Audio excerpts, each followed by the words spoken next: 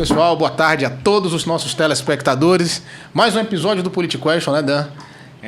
Telespectadores, você tá na idade da pedra? Verdade, né? Telespectadores, eu me senti agora um Silvio Santos. Saudoso. Oi. Não, o cara não morreu, pô. Ele tá vivo. É verdade. Né? E hoje nós estamos aqui com o nosso pré-candidato a prefeito de Feira de Santana, capitão da Polícia Militar e deputado federal pela Bahia. Ele só tem um defeito. Sabe qual é o defeito dele? Qual é? Bahia. Ele é torcedor do Bahia. Seja bem-vindo, capitão Alden. Satisfação, valeu, meu amigo. Capitão. Estou às ordens aqui, para mim é uma grande satisfação poder fazer parte dessa rede que mais cresce na Bahia, no Nordeste, no Brasil, para estar aqui compartilhando ideias, os bastidores, falar um pouco sobre política nacional, política aqui na Bahia e, quiçá, do mundo, né? Capitão, a gente tem um rito aqui que normalmente é perguntar um pouco sobre a biografia, sobre como é que se originou e como é que foi essa iniciação dentro da política. O senhor que veio muito forte. A primeira vez que eu conheci o senhor, na verdade, foi na Alba, deputado estadual, bem votado. Mas fala pra gente um pouco como é que foi essa iniciação na política, a sua trajetória, a sua história de vida. Perfeito.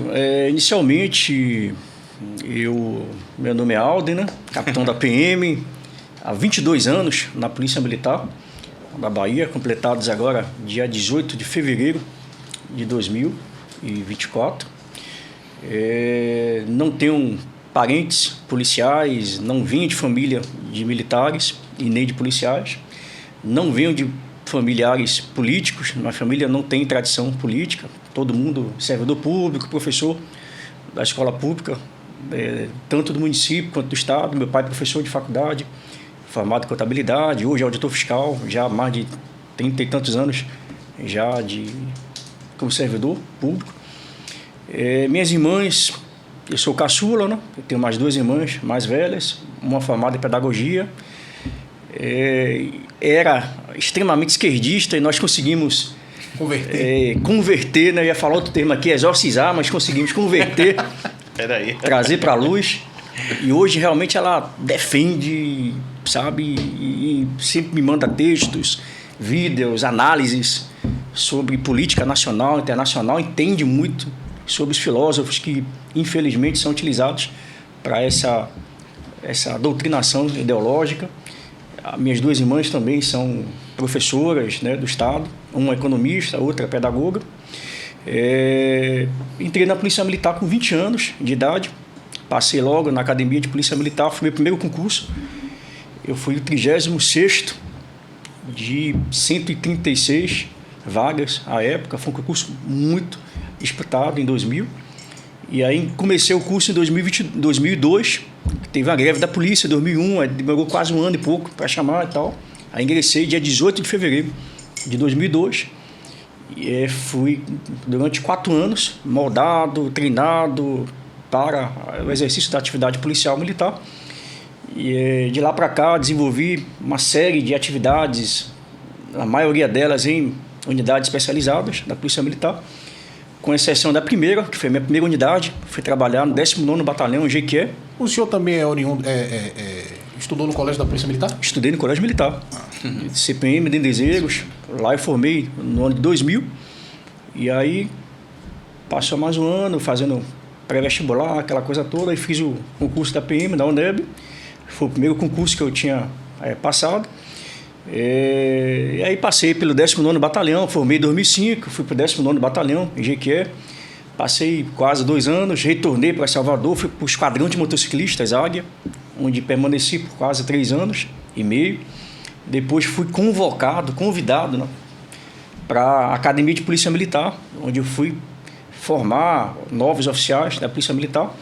Lá eu permaneci por quase 4 anos e foi realmente o melhor período profissional da minha vida, onde eu pude desenvolver muito estudo, muito treinamento, aperfeiçoamento de técnicas policiais. Foi nesse período, de 2012 a 2014, que eu me tornei muito conhecido no Brasil inteiro pelos trabalhos que eu desenvolvi. Eu acho que a primeira vez que eu vi o senhor na rede social foi sobre aquele lance do baralho do crime, não, baralho do crime. Foi aquele lance as tatuagens, né, dos criminosos e tal. Isso. Acho que foi no Facebook que eu vi, ó.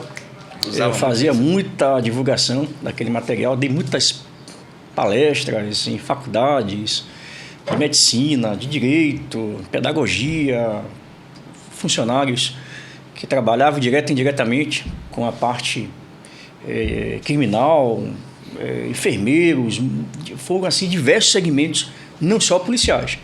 No intento do meu trabalho, inicialmente, era o foco policial. Sim. E estourou, foram mais de 40 países que replicaram esse material. Hoje esse material, que foi lançado em 2012, a primeira versão, se encontra no site do FBI americano, a Polícia Federal americana. Inclusive hoje, acabei de receber já o material, o layout, até passei para o Alex, a versão dela em inglês e espanhol, dessa cartilha, que já está atualizada, sofreu 2 atualizações, a primeira foi em 2012, depois 16, 19 e mais uma recente ano passado, onde eu incorporei alguns novos personagens, e já com a minha recente visita a El Salvador, para acompanhar o modelo de combate à criminalidade naquela região, eu pude constatar em loco coisas que eu só via pela internet, por documentários, por vídeos, por reportagens, a respeito de como realmente funciona as organizações criminosas, que lá eles chamam de gangues, né?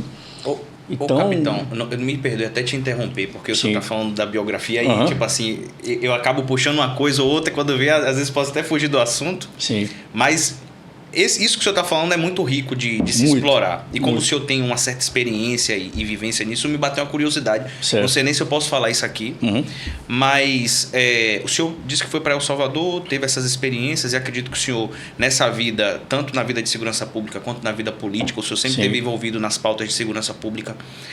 Há uma ligação entre algumas facções nacionais que atuam no Brasil e as que atuam fora do país? Como é que é essa ligação? A gente tem hoje 2 ou 3 facções aqui, não sei, que eu não me envolvo muito nesse assunto, mas por isso que eu estou perguntando.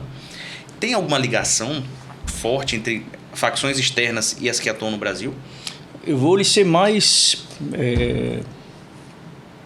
preciso em algumas análises. Nessa minha pesquisa, que foram quase 10 anos, 12 anos de pesquisa em loco, onde eu visitei presídios, Bahia, em vários outros presídios, tanto federais quanto estaduais, na Bahia e fora da Bahia, São Paulo, Rio de Janeiro, Minas. E até hoje eu mantenho contato com as agências de inteligência dessas instituições, desses estados, onde eventualmente eu sempre recebo materiais, tatuagens, fotos, vídeos de pessoas capturadas, pessoas mortas, com suas tatuagens ou com seus adornamentos, né, no corpo, enfim. Então, todas elas, você percebe que ainda há um padrão identitário, que isso não modificou dos últimos 12 anos, que ao contrário do que alguns falam, modismo é apenas uma determinada região do país que tem, daqui a pouquinho isso acaba, isso é moda. Não, isso tem uma crescente cada vez maior. E eu arrisco a dizer que não há um só país, não há um só povo que não tenha ouvido falar em tatuagens. Desde que o mundo é mundo, desde que o ser humano se entendeu como gente, como sociedade, todas elas se identificavam eventualmente através de suas indumentárias, de suas marcas, permanentes ou não, seus gestos, suas gírias, ou suas... Inclusive até a religiosidade, né? Tudo. E esse campo da pesquisa ele foi muito interessante, porque eu não foquei apenas a parte criminal. Eu tive que entender um pouco de tudo. Um passeio antropológico. Sim. Tudo. Desde as múmias, as primeiras múmias identificadas com tatuagens. Uma múmia que foi descoberta em 1991 na Itália, com degelo. Aí encontrou lá uma múmia com mais de 2.000 anos de existência, segundo relatos à época, que já tinha lá tatuagens muito bem preservadas. Desde a época da China, né, nas muralhas da China, quando foram construídas, punições que eram aplicadas a criminosos, né, na Rússia. Então, pesquisei a máfia russa, e nesse estudo todo antropológico que eu terminei fazendo, descobri que lá na Rússia, por exemplo, dos anos de 1800, quando surgiu a máfia russa, nós tivemos lá registros científicos, acadêmicos, dos primeiros estudos sobre tatuagem, sobre criminologia. Por exemplo, Lombroso. Todas as escolas que eu ia, você é lombrosiano, você é discípulo, né, desse povo aí que criava preconceitos e tal. Mas descobri, na pesquisa, por exemplo, tive acesso aos manuscritos de Lombroso, onde ele era realmente um cientista, né? Um médico, professor, cientista em várias áreas. Ele chegou a trabalhar em um presídio, em uma unidade prisional e também em sanatórios. E ele, pessoalmente, os registros históricos apontam isso, ele, pessoalmente, fez a necrópsia de pelo menos 3.000 indivíduos encarcerados, que ao longo dos anos morreram por diversos motivos. E ele mesmo, nos seus registros, identificava os desenhos que ele encontrava nos corpos daqueles indivíduos. Como ele não sabia, obviamente, fazer uma análise mais aprofundada e talvez não tivesse acesso a tanta informação como nós temos hoje, ele apenas descrevia o corpo, o nome do indivíduo e a imagem ou as imagens que apareciam nos corpos, sem detalhar comportamentos, atitudes. Ele apenas até falava, olha, fulano de tal que tem tatuagem de tal é perigoso, tem um comportamento assim, tem um comportamento assado, mas era muito superficial. Mas era o princípio de uma ciência, de um estudo criminológico. Até hoje você vai na Rússia, eu estou até agendando, inclusive, com a Comissão de Segurança Pública, uma visita à Rússia, até para a gente poder acompanhar isso que você acabou de me perguntar. Existem relações entre organizações criminosas internacionais atuando no Brasil e vice-versa? Elas se comunicam? Há registros históricos e até mesmo policiais dessas possíveis relações? Tem. Tanto que aqui na Bahia, quando eu entrei na Polícia Militar em 2002, eu lembro, como hoje, que eu assisti uma palestra, na época de um coronel, Airismar, ainda lembro o nome dele, do EB, do Exército Brasileiro, onde ele estava chefiando aqui, à época, a agência da ABIN, da Agência Brasileira de Inteligência, ali em Ondina, tem um prédio ali que fica ali da ABIN.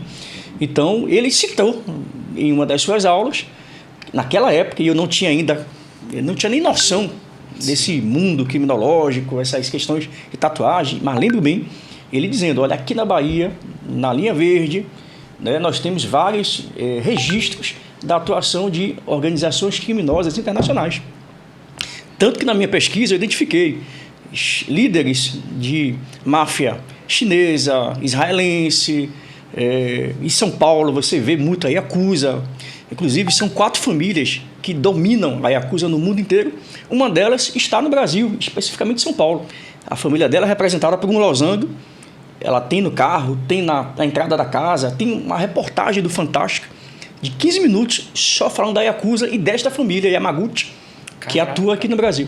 Então, assim, respondendo objetivamente, temos sim indícios da participação de organizações criminosas atuando dentro do Brasil e relacionamento entre esses indivíduos com brasileiros. Hoje, por exemplo, só para pontuar, tem uma gangue extremamente perigosa e muito famosa nos Estados Unidos, chamada Los Zetas. Esta gangue, chamada Los Zetas, a gente conhece como os coiotes, que atravessam brasileiros, estrangeiros na fronteira entre México, né? Então, eles são chamados os coiotes, mas fazem parte de uma gangue denominada Los Zetas. O segundo homem na hierarquia desta gangue latino-americana é um brasileiro do PCC. Então, eu tenho diversos materiais, relatos da Polícia Federal interceptando escutas telefônicas de membros da Yakuza com PCC. Então, enfim, isso caberia um programa específico para tratar só disso. Muita coisa. Mas sim, é um trabalho fantástico que até hoje rende frutos de inteligência. Eu recebo relatórios diversos de operações de policiais que, por conta desses estudos que foram realizados, ele tem servido como uma ferramenta que melhora e qualifica a atuação policial em determinados segmentos. Vocês estão vendo aí hoje na Bahia, por exemplo, vários bairros dominados por facções criminosas. Hoje você vê vários relatos de pessoas, jovens especialmente, que são abordados por traficantes no bairro. E aí perguntam, tudo 2, tudo 3, você é o quê? E aí você tem hoje um festival de pichações em muitos bairros. Você tem códigos de conduta ou regras de conduta impostas pelo tráfico, do qual você não pode usar determinadas marcas de roupa, determinadas cores, determinados horários, você não pode frequentar, você não pode se relacionar com pessoas, namorar de bairros diferentes, que sejam de gangues ou facções diferentes. Então hoje realmente você tem um um cenário muito complicado, e esse estudo que eu fiz lá atrás, ele pode sim ajudar muito a qualificar as ações do Estado frente à criminalidade.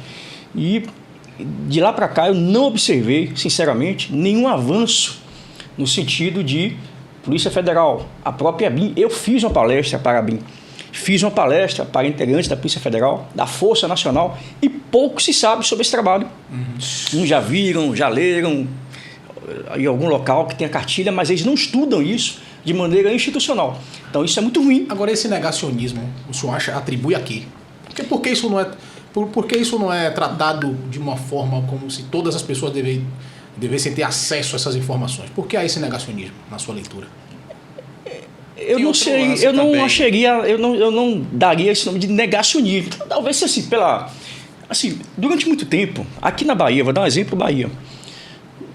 Durante muito tempo eu ouvi de pessoas da SSP que diziam assim: olha, a imprensa não pode citar aqui o nome PCC, BDM, não sei o quê, porque vai estar exaltando a facção.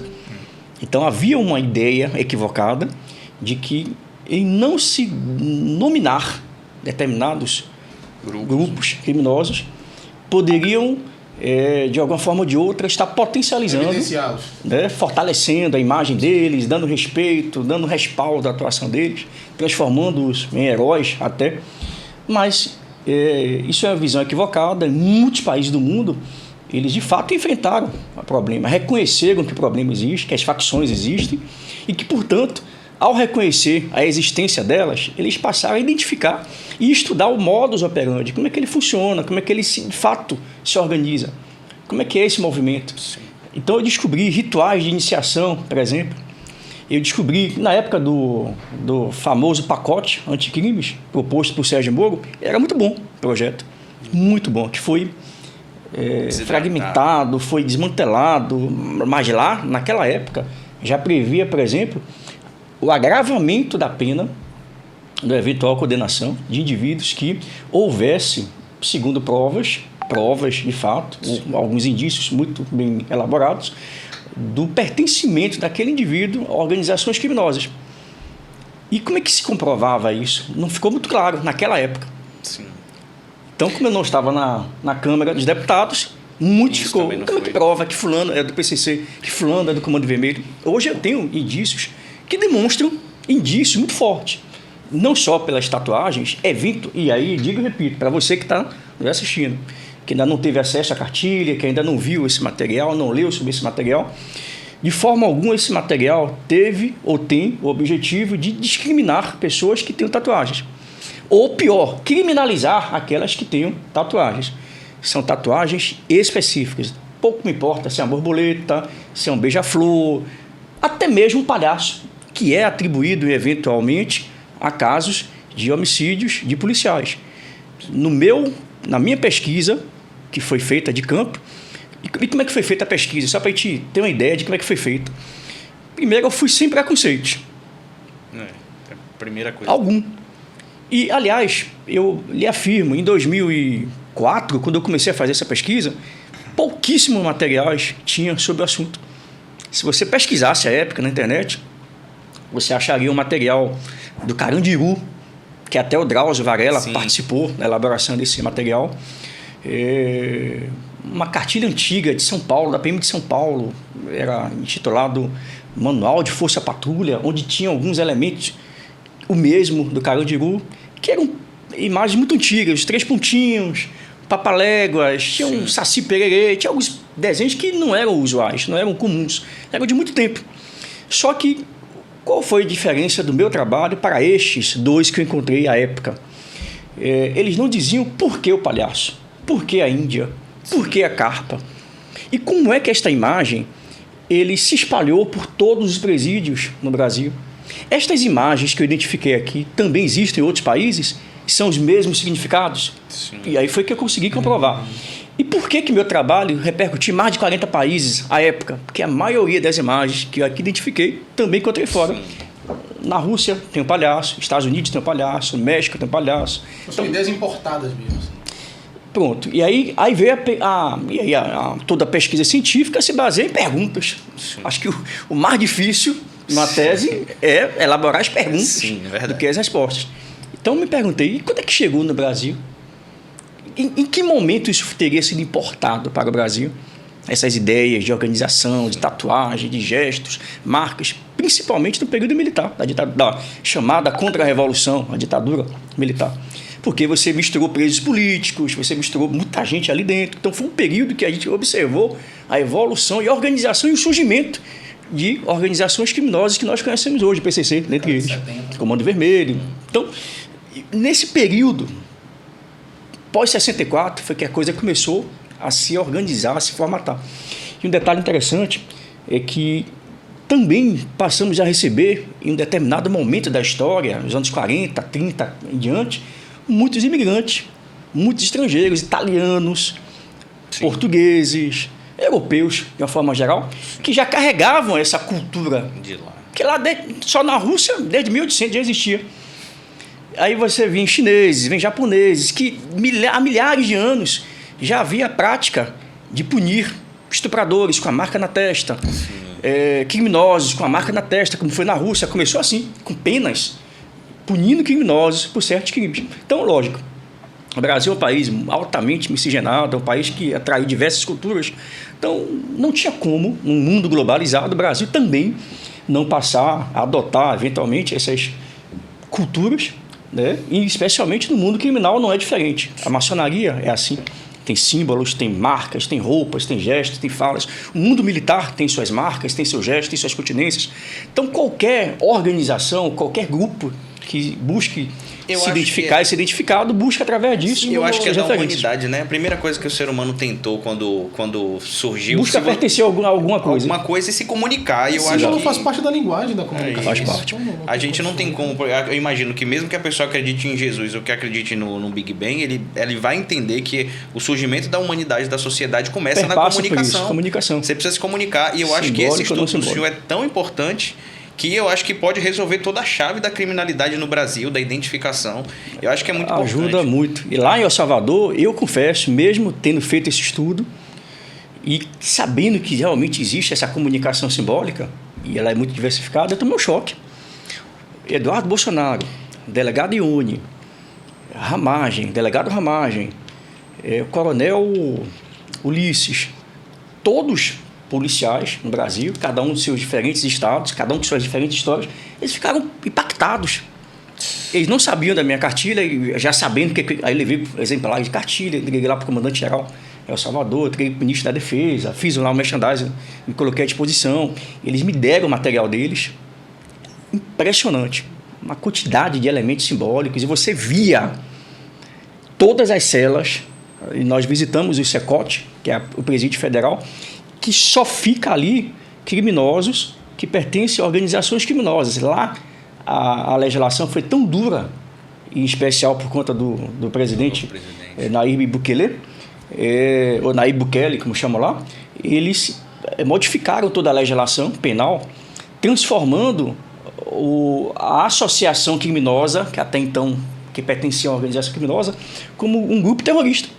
Então, a pena é aplicada diferentemente daquele que pratica um crime comum.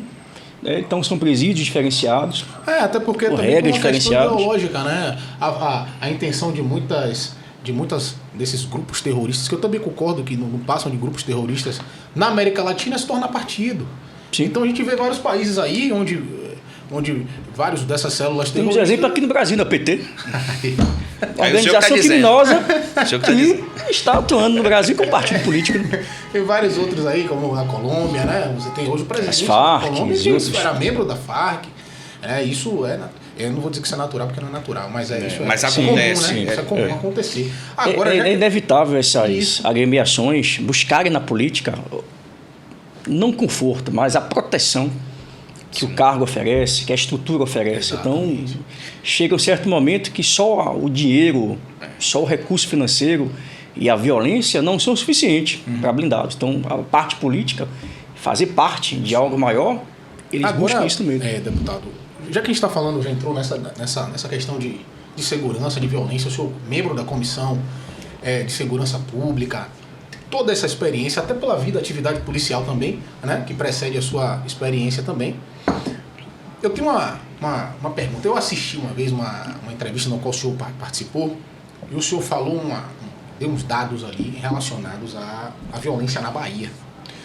E hoje a gente está vendo que realmente, assim, a violência na Bahia é uma coisa que é um absurdo, e daqui a pouco a gente vai entrar em Feira de Santana, porque o senhor é pré-candidato a prefeito de lá de Feira, né? Mas a gente bora falar um pouco de Bahia. Sim.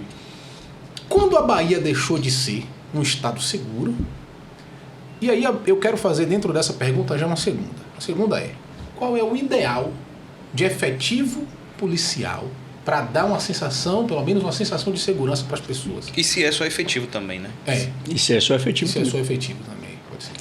Perfeito. Não existe uma resposta simples para uma pergunta complexa, como é a questão da segurança pública.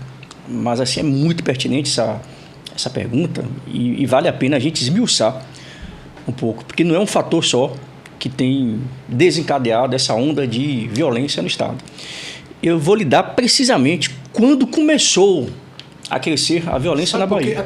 Me perdoe, até pelo senso comum também, eu mesmo já me fiz essa pergunta. Sim. Eu sou povo, eu tô aqui. Sim.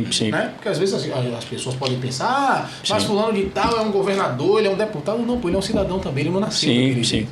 Né? E a violência atravessa a vida dele também, a família. De todo mundo, independente da classe social. Qualquer coisa. Claro que cada um vai ter uma redoma, uma segurança maior, vai inibir mais o assalto, o roubo, o furto de chegar em você. Mas beleza.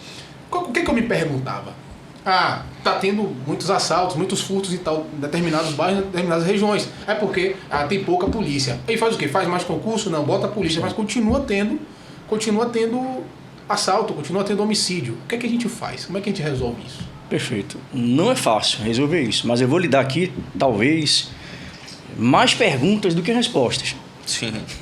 Mas a pergunta é um ponto de partida, né? É um ponto de partida. O mundo é movido por dúvidas. Exato. Você tem que entender, na verdade, o cenário e aí propor soluções. Então, eu vou trazer aqui fatos, números.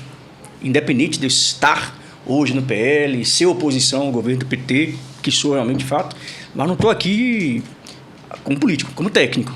Eu vou trazer aqui dados técnicos. Vamos lá. Se você pegar os dados de todas as pesquisas que trouxeram estatísticas sobre violência no Brasil, e especialmente na Bahia, você vai perceber que a curva da violência começou a subir, coincidentemente ou não, e não é uma coincidência, a partir do momento que o PT começou a governar a Bahia. Eu vou lhe trazer um dado interessante, isso é dado. De 1997, o ano de 1997, até o ano de 2006, a Bahia estava entre os 3 estados mais seguros do Brasil. Não é possível, sério? De 97? De 1997 até o ano de 2006, a Bahia figurava entre os 3 estados mais seguros do Brasil. Ela não aparecia no ranking dos 10 mais violentos, não aparecia. E você lembra que naquela época, eu não vou entrar nessa discussão, mas nós tínhamos... Eu lembro meu pai, na Mesbla, comprar uma arma, tinha lá um balcão, como a gente encontra hoje, esse balcão que vende pilha, não sei o que, barbeador. Era um balcão. Na rodoviária tinha, né? Na Mesbla, que eu lembro que não havia muita exigência. Ele pegou 38, tinha até eu lembro de uma 80 lá vai fumaça, eu lembro de uma propaganda para mulheres, né? Para você levar uma bolsa, a bolsa tinha até um lugar para você botar a arma, e tinha promoção. Leve 2, pague 1. Era um negócio assim, muito fácil. Explícito, né? Mas vamos lá. Vamos tratar da estatística. Para tentar chegar a responder a sua pergunta. De 1997 até o ano de 2006, a Bahia não figurava entre os estados mais violentos. Era um dos 3 mais seguros. Pronto. Quando entrou 2007, já final de 2006, 2007, quem assume o governo da Bahia? Jacques Wagner. Não é porque ele é PT, eu faço questão de repetir isso. Não estou trazendo aqui questão partidária, estou trazendo aqui fatos. De 2007, quando Wagner assumiu o governo do estado da Bahia, ele permaneceu por 8 anos. Foi governador 4 anos, partiu para a reeleição. Nesses 2 mandatos, a Bahia, que era um dos 3 estados mais seguros do Brasil, passou a contar com 42 mil homicídios. Em 8 anos. E começou a subir, 2007, 2008, começou a aparecer no ranking de violência. Então, incrivelmente, A Bahia, que tinha 15, 20, máximo 1.000 assassinatos ano, passou para 42 mil assassinatos em 8 anos. Caramba. Só para você ter uma ideia, em 20 anos... 420%. Em 20 anos de desgoverno do PT na Bahia, eu já tenho 90 mil assassinatos, mais de 90 mil assassinatos. E é isso onde era a justiça, né? E a elucidação disso? Eu vou lhe trazer aqui vários... Porque, assim, por favor, eu como membro da segurança pública, eu vou lhe trazer aqui o que é que está ocorrendo na polícia militar, polícia civil, no poder judiciário, na defensoria pública e em todo o sistema criminal, a polícia penal. Judiciário, calma. Então, assim, o que eu posso trazer de números essas instituições e órgãos que eu acabei de citar? Vamos lá. Nos 2 mandatos consecutivos, Jacques Wagner, 42 mil assassinatos. Depois, quem assume? Rui Costa. Permaneceu por igual 8 anos. Subiu de 42 mil homicídios para 46 mil homicídios na gestão Rui Costa. E sendo que, a partir de Rui Costa, até a presente data, nós já estamos no 5º ano consecutivo como o estado mais violento do Brasil. Temos uma média hoje de 5 mil assassinatos ano. Em menos de 4 meses, o mês acabou de começar em abril, em menos de 4 meses já temos mais de 720 homicídios na Bahia. Não sou eu que estou falando, não. Tem um relatório da SSP, onde deve ter aqui umas 2 semanas, o Estado da Bahia publicou no Diário Oficial do Estado a divulgação do Plano Estadual de Segurança Pública de Enfrentamento à Violência. E lá ela cita os dados deste ano. E quem estiver duvidando desses números, 90 mil assassinatos, pronto. Porque às vezes questionam, né? O Fórum Brasileiro, né? Os dados do Viva Rio, dados do Sou da Paz. Então tem vários institutos, várias regras, Não, eu estou citando aqui dados da SSP. Existe um documento oficial do governo do estado, que foi elaborado pela SSP Bahia, onde ela cita todos esses dados, ano a ano. E aí tira secretário, bota secretário, renova e... Pronto. Coincidentemente ou não, não é coincidência, o período que justamente o secretário Maurício Teles Barbosa permaneceu à frente da secretaria por quase 10 anos, foi justamente o período em que as facções mais cresceram na Bahia. Hoje nós temos aproximadamente 6 facções, e todas elas muito perigosas, muito bem armadas, 2 delas, inclusive, que não é o PCC, o Comando Vermelho, com atuação internacional, inclusive. A Catiara, que surgiu aqui em Maragogipe, Nazaré das Farinhas, aquela região. Hoje você tem a Catiara, quem quiser consultar, vá no Google aí. Polícia Federal prende suspeito, membro da Catiara, com mais de 15 milhões de reais no apartamento em São Paulo. Fazendo o quê? Tráfico internacional de armas. Você tem o BDM, que surgiu tem pouco tempo, por conta da dissolução de 2 facções que brigaram, perna, aquela confusão toda, que está fazendo a atuação junto com a Colômbia, o Paraguai, importando armas e drogas. Então cresceu muito a violência e a criminalidade, especialmente neste período. E aí você vem para o efetivo. Vamos tratar aqui de efetivo. Eu falei aqui dos números especificamente. E aí você tem um outro dado interessante. Eu tenho 22 anos na Polícia Militar. Quando eu entrei há 20 anos, há exatos 22 anos, sabe qual era o efetivo da Polícia Militar? Qual? 29.500 homens. Há 22 anos atrás. Há 22 anos atrás. Certo. Hoje, há mais ou menos 6 meses, os dados mais atuais, 28.300 homens. A população da Bahia, 22 anos atrás, o senhor lembra? Hoje nós temos quase 15 milhões de habitantes. Antes era? 29.500. E agora? 28.300, mais ou menos. Mas o censo não aumentou de pessoas? Pronto. Aí você tem uma regra, isso é adotado no mundo inteiro, que você deve observar a densidade populacional, a quantidade de pessoas naquela região, a cada 100 mil habitantes, aí você tem uma expectativa média, né, para a quantidade de policiais ou de policiamento naquela região, ou naquele estado, país ou cidade. A Bahia não tem seguido essa regra. Inclusive, se você pegar a lobby da PM, que é a legislação que trata, além da criação de cargos, unidades, ela também prevê o efetivo, que deveria estar em 47 mil homens. Mas a gente não consegue avançar. Polícia Civil. Só para você ter uma ideia, em 191 municípios, com esses números que eu tenho hoje, de 28.300 homens, policiais militares, em 191 municípios, a Bahia conta apenas com 2 policiais para guarnecer uma cidade inteira. Em 128 municípios da Bahia... Em 191 municípios, 191, eu tenho apenas uma dupla. Em cada um. Em 191 municípios da Bahia, de 417, eu tenho apenas uma dupla de policiais. Eu tô perguntando realizar... toda hora porque para mim estava sendo meio absurdo. Pra mim também. Eu tô aqui de verdade. E vocês não vão ver esses números expostos na mídia, ela não tem interesse em falar isso. Vamos para a Polícia Civil?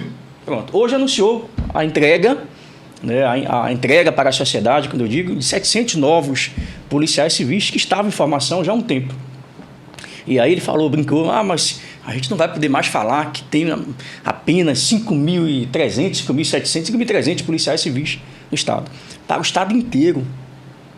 Você imagine, eu tenho 417 municípios, quase 15 milhões de habitantes e tenho apenas, até esses 700 entrarem efetivamente em campo. É coisa, deputado. O governo da Bahia nomeia 712 novos integrantes para compor a Polícia Civil, jornal de hoje. Sim. Aqui, quem quiser consultar. E aí, é interessante que na semana retrasada, o SINDIPOC, que é o Sindicato da Polícia Civil, publicou uma nota na sua página, dizendo que até 2030, 85% do efetivo completará ou completarão os pré-requisitos para a aposentadoria. 85% do efetivo. E aí, como é que faz para treinar, para preparar? E aí, eu vou lhe dar outros números. Isso eu tenho tudo tabulado. Quem quiser questionar, perguntar, eu tenho os dados. O SINDIPOC está aqui no meu celular, posso até deixar disponível. Por favor. Caso vocês queiram. Eu vou fazer questão. E aí eu tenho esse relatório do SINDIPOC que diz o seguinte: desses 5.300 policiais civis que eu tenho hoje na ativa, em pelo menos 100 municípios não existe polícia civil. Não é efetivo. E a investigação vai da Polícia Civil. A Polícia Militar estava fazendo isso? Vou chegar lá. E em mais de 200 municípios eu não tenho delegados titulares. Então, vejamos, vamos recapitular o que nós já falamos. Eu tenho um estado com aproximadamente 5.000 homicídios ano. 5.000. O nosso efetivo é de 5.300 policiais civis. Isso seria aproximadamente quase um homicídio para cada policial civil investigar. E claro, nós sabemos que a Polícia Civil ela é composta por delegados, investigadores, escrivães, cada um com sua competência, cada um com sua função. Mas, de maneira muito objetiva, muito simplória, eu teria cada um assassinato, pelo menos um policial civil e meio para investigar. E eu estou tratando só de homicídio. Imagine roubos. Segundo os roubos, segundo estatística oficial, só ano passado foram mais de 80 mil roubos registrados na Bahia. Fora os furtos, latrocínios, fora os homicídios que nós já temos, fora arrombamentos a residências ou estabelecimentos comerciais, estupros, crimes cibernéticos. De A a Z, pegue aí o Código Penal brasileiro, quantos crimes ocorrem diariamente na Bahia, e eu tenho 5.300 policiais para tudo isso. Fora que uma parcela significativa, quase 30%, hoje, naquelas unidades que existem, ou que exista policial civil, está fazendo custódia de presos, que não deveria. Estão então ter carcereiro. Polícia... Mano, já tem a Polícia Penal. Pronto, mas a Polícia Penal, vamos lá, aí você tratou em outro aspecto. Temos a Polícia Penal, vírgula. Eu, inclusive, quando estava deputado estadual, fui o primeiro parlamentar aqui na Bahia a propor a alteração da Constituição Estadual para recepcionar essa categoria. Porque em 2014 já havia sido aprovado, inclusive foi o deputado federal à época, capitão Alberto Neto, que foi o relator desse projeto de lei que transformou as polícias penitenciárias, né, na Polícia Penal. E a Bahia estava fora do espectro, né? Não tinha adequado a sua Constituição Estadual àquilo que dizia a lei federal. Então foi agora recente, ano passado, que efetivamente foi aprovado a regulamentação da Polícia Penal. É muita coisa. E vou tratar disso aqui também. E aí, vejamos, aí você tem um efetivo hoje de policiais penais que não chega a 1.300. A Bahia inteira. E eu tenho custodiado, segundo os dados da SEAP atualizados, aproximadamente 8.000 presos nas várias unidades prisionais que eu tenho no estado. 1.300 policiais penais, que ainda não foram transformados em policiais penais. São agentes penitenciários, não tem plano de carreira, não tem salários, não tem nada organizado. Existe lá, foi aprovado, mas não regulamentou ainda. A Polícia Penal na Bahia é um dos poucos estados que não regulamentaram. E aí vem, o que ele me trouxe aqui. Você tem esse baixo efetivo da Polícia Civil, 5.300. Em pelo menos 200 não há delegados titulares. Em mais de 100 não existe Polícia Civil. O que é que você tem como consequência? Voltamos para os números de homicídios. Segundo dados da ADEPOL, Associação de Delegados da Polícia Civil, de Policiais Civis do Brasil, delegados da Polícia Civil do Brasil, ADEPOL. Ano passado, em setembro do ano passado, com parceria e participação da Comissão de Segurança Pública e Combate ao Crime Organizado, na qual eu sou membro titular, eles realizaram uma pesquisa nacional de elucidação de crimes. E aí, pasmem, de todo o Brasil, do total de inquéritos que são apresentados, nós temos apenas 17% de elucidação desses crimes. Isso, crimes comuns. Quando eu vou para homicídios, menos de 13% de elucidação de homicídios. Ou seja, se você consultar aqui também na internet, você vai ver que a Bahia tem mais de 10 mil assassinatos sem solução. Quem diz isso não sou eu, não.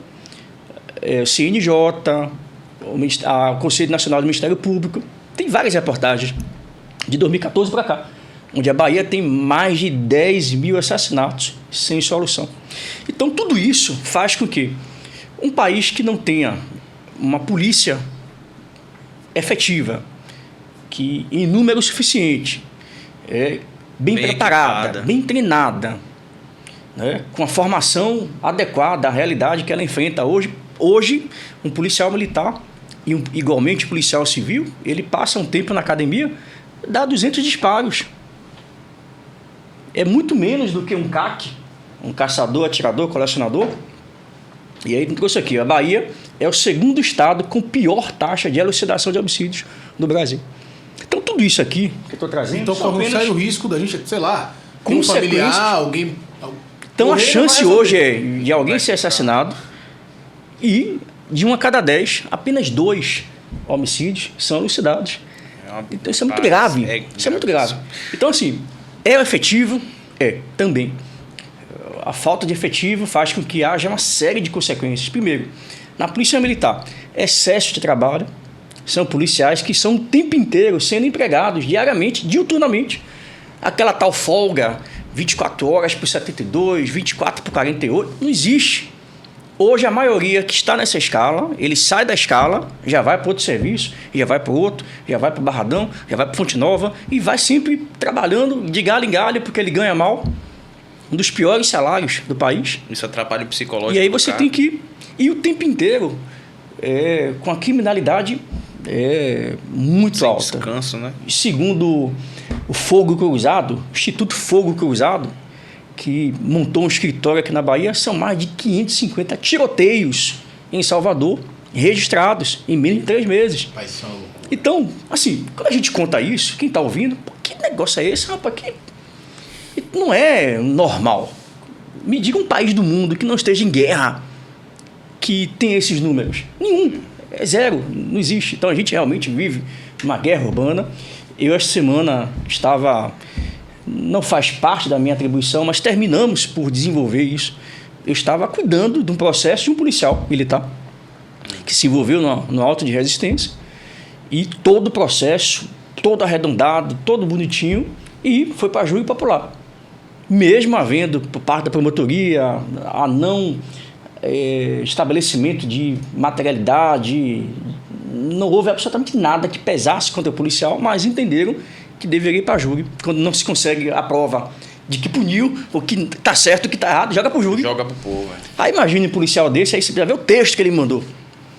Aí, pô, capitão, um cara com 8 anos de polícia, conhecia ele antes da polícia, me vendeu até um carro, era um vendedor na loja dessa de veículo, que me conheceu, me reconheceu na loja que fui comprar um carro. E aí começou a falar de polícia, que é concurseiro, não sei o quê. Aí passou uns 4 anos depois, entrou na polícia. E aí, de repente, reencontro, que nem sabia que estava na polícia, reencontrei com esse essa bomba, esse abacaxi. Pô, capitão, me ajude, porque tudo é arredondado. E o cara que morreu, líder do BDM, que estava autorizando, inclusive, o fechamento do comércio, recentemente foi divulgado aí, cobrando propinas de posto de combustível, tocando terror no bairro, um cara desse que morre. E aí o policial está respondendo o processo. A família em pânico, com possibilidade de perder a farda, perder a liberdade, enfim. Então imagine uma guerra que nós vivemos como essa, é esse policial com efetivo reduzido, que trabalha diuturnamente, que está com estresse lá em cima, que tem dívidas, que não ganha bem, que tem uma série de fatores psicológicos ali envolvidos, é que vai estar cada vez mais doente, cada vez mais se afastando da atividade por conta de problemas psicológicos. Sim. E fora as pessoas que passam em outro concurso público buscando melhoria em outras atividades profissionais. Então, esse é o extrato. E aí você tem Poder Judiciário. Quando eu citei Poder Judiciário, é porque os jornais dizem: nós temos o Poder Judiciário mais lento e mais caro do Brasil. É isso que eu ia tratar do Poder Judiciário. Hoje eu tenho uma falta de mais de 300 juízes na Bahia. Então, cada juiz hoje tem uma média de 5 mil processos na mesa. Então, imagine, bote isso numa cadeia, né? A Polícia Militar, prevenção do crime, da violência, a Polícia Judiciária, que tem um pouco efetivo, baixa resolutividade de crimes. Você tem o Ministério Público, que infelizmente hoje tem um efetivo reduzido, infelizmente enviesado, com um viés meio... Aí a Defensoria Pública, que você entra na página, só tem... de cada 10 postagens da Defensoria Pública, 8 carteira social, mude o nome, trans. Você não vê mais negócio de paternidade, né, responsável, vamos cuidar das nossas crianças. Não, é só LGBTfobia, não sei o quê, racismo, só tem isso a Defensoria Pública. Não tem mais nada de cuidar da criança abandonada, que não está indo para a escola, sabe, o tráfico ali mandando, desmandando dentro de escola, não está preocupado em que a escola está funcionando, que tem... Não, está preocupado com a LGBTfobia. Não estou dizendo que não seja importante essa temática. Cada um escolhe, faz o que quiser, mas há outras prioridades, há outras coisas mais importantes que devem ser instigadas. Então, eu acho que, nesse pequeno resumo, perícia criminal, toda vez que eu falo da polícia, eu não toco neles. Capitão, DPT, o DPT, 1.000 profissionais para a Bahia inteira. Agora, imagine, 5 mil assassinatos, ano. Quantas provas, quantas armas, quantas munições, quantos objetos de perícia de um crime, no local de crime. Pense quantas coisas têm que ser analisadas. Sangue, esperma, cabelo, digitais. Né? Olha o sem fim de materiais que eu tenho que colher e analisar. E eu tenho 1.000 e poucos profissionais para o estado inteiro. Anos que... Agora que foi ter o concurso, tem uns 2 anos, que repôs aí 200, mas tem um monte saindo. Então, todo esse complexo que passa pelo efetivo, treinamento, capacitação, salário, questão de saúde mental, né? Tudo isso faz com que a gente tenha aí realmente uma bomba muito grande, prestes a explodir a qualquer momento. Então, eu tenho feito, assim, pontuado isso a todo momento no plenário. Não tem uma semana que eu não falo dos números da Bahia. O pessoal fica, os deputados, rapaz, que pode? E aí, um bocado de sacana, que a Bahia tá bem, que é Jerônimo. E eu, rapaz, como é que você tem coragem de falar um negócio desse, com uns números desse aqui, com raio-x desse? Aí você vem defender? Então, eu acho que a gente precisa realmente acordar. O povo já tem consciência do que está acontecendo. Ainda sobre esse tema, assim, é um tema que a gente está ficando muito, mas é porque é uma bandeira que o senhor defende há muito tempo e o senhor tem muita propriedade, traz tudo de uma forma muito técnica, muito bem embasada. Hoje o senhor está como deputado federal, né, e o senhor faz parte da comissão de combate de segurança pública e combate ao crime organizado, membro titular também da Comissão de Educação, membro suplente da Comissão de Direitos Humanos, todo dia confusão. E dentro dessa comissão de segurança pública e tal, o que vem sendo discutido de projeto a nível nacional, dentro de todo esse arcabouço que o senhor vem agregando nessa comissão, o que vem sendo discutido para combater o crime organizado, as facções? Perfeito. Eu vou lhe dizer que foi uma transição muito grande de deputado estadual para federal. Primeiro, pelas temáticas abordadas. Como deputado estadual, você está muito limitado. Eu pautava diariamente essas coisas, dados, estatística, efetivo, coisas que a gente poderia ter uma resolutividade num governo sério, que entendesse e ouvisse as categorias, porque desde o primeiro dia do governo, desse atual desgoverno aqui no Estado, eu me coloquei à disposição para ser ouvido. Eu cansei de mandar ofício para o governador da Bahia, para o vice-governador da Bahia, solicitando audiência para apresentar propostas. Pô, não é possível que 20 anos de experiência como policial militar, como oficial da Polícia Militar, não tenha nada para contribuir.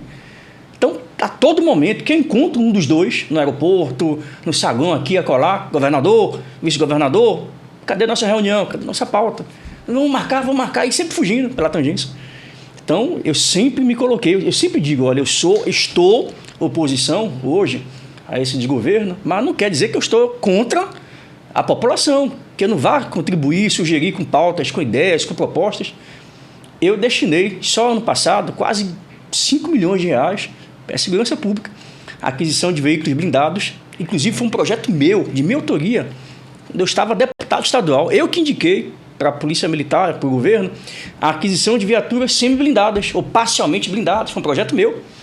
Eu fui para o Rio de Janeiro, em 2019, 2020, lá encontrei o então deputado estadual Coronel Telhada. As nossas viaturas aqui são blindadas? São, não todas. Estão chegando aos poucos.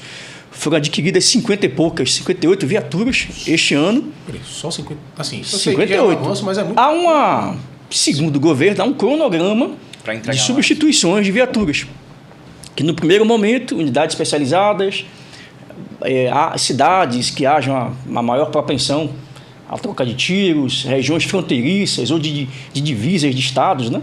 Especialmente Pernambuco, aquela região ali que tem muito os chamados gangue Novo Cangaço, né? Que toca terror na cidade. Então, essas cidades, especialmente as especializadas, foram as primeiras a serem escolhidas para receber as viaturas parcialmente blindadas, que não são totalmente blindadas. É um conceito novo, que inclusive surgiu de uma tese minha, que eu fiz aqui para a Bahia. Sim. Começou, o primeiro estado foi em São Paulo, o Exército Brasileiro não permitia as chamadas blindagens parciais. E qual é a blindagem parcial? Para-brisa do veículo, capô do carro, teto do veículo, o vidro traseiro e as portas laterais. O Exército não permitia? Não permitia. Porque você acha que isso é uma burocracia desnecessária? Não? Porque antes parcialmente do que zero, não é isso? É isso, mas qual era a concepção do Exército Brasileiro que não estava totalmente errada? Por exemplo, se fosse permitido uma blindagem, meia blindagem, não existe meia segurança.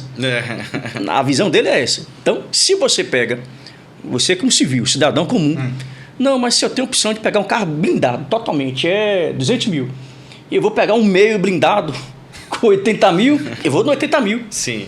E aí isso poderia gerar uma sensação de segurança para você. E, de repente, se houvesse uma morte, se um projeto desse se asfixiasse, atingisse alguém, você ia acusar a empresa, me vender um carro, entendeu? Então, havia essa preocupação de não vender algo meio blindado, meio seguro. Sim. Então, havia essa concepção. Hoje mudou essa concepção. Para civis, não existe na legislação brasileira e qualquer outro país a chamada blindagem parcial para civis. Sim. Para os organismos de segurança, começou na Argentina, começou em alguns países da América Latina, esse conceito, porque hoje a parte mais cara da blindagem são os vidros. E a parte mais pesada e a parte mais cara. Quase 70% do custo do veículo está nos vidros da blindagem.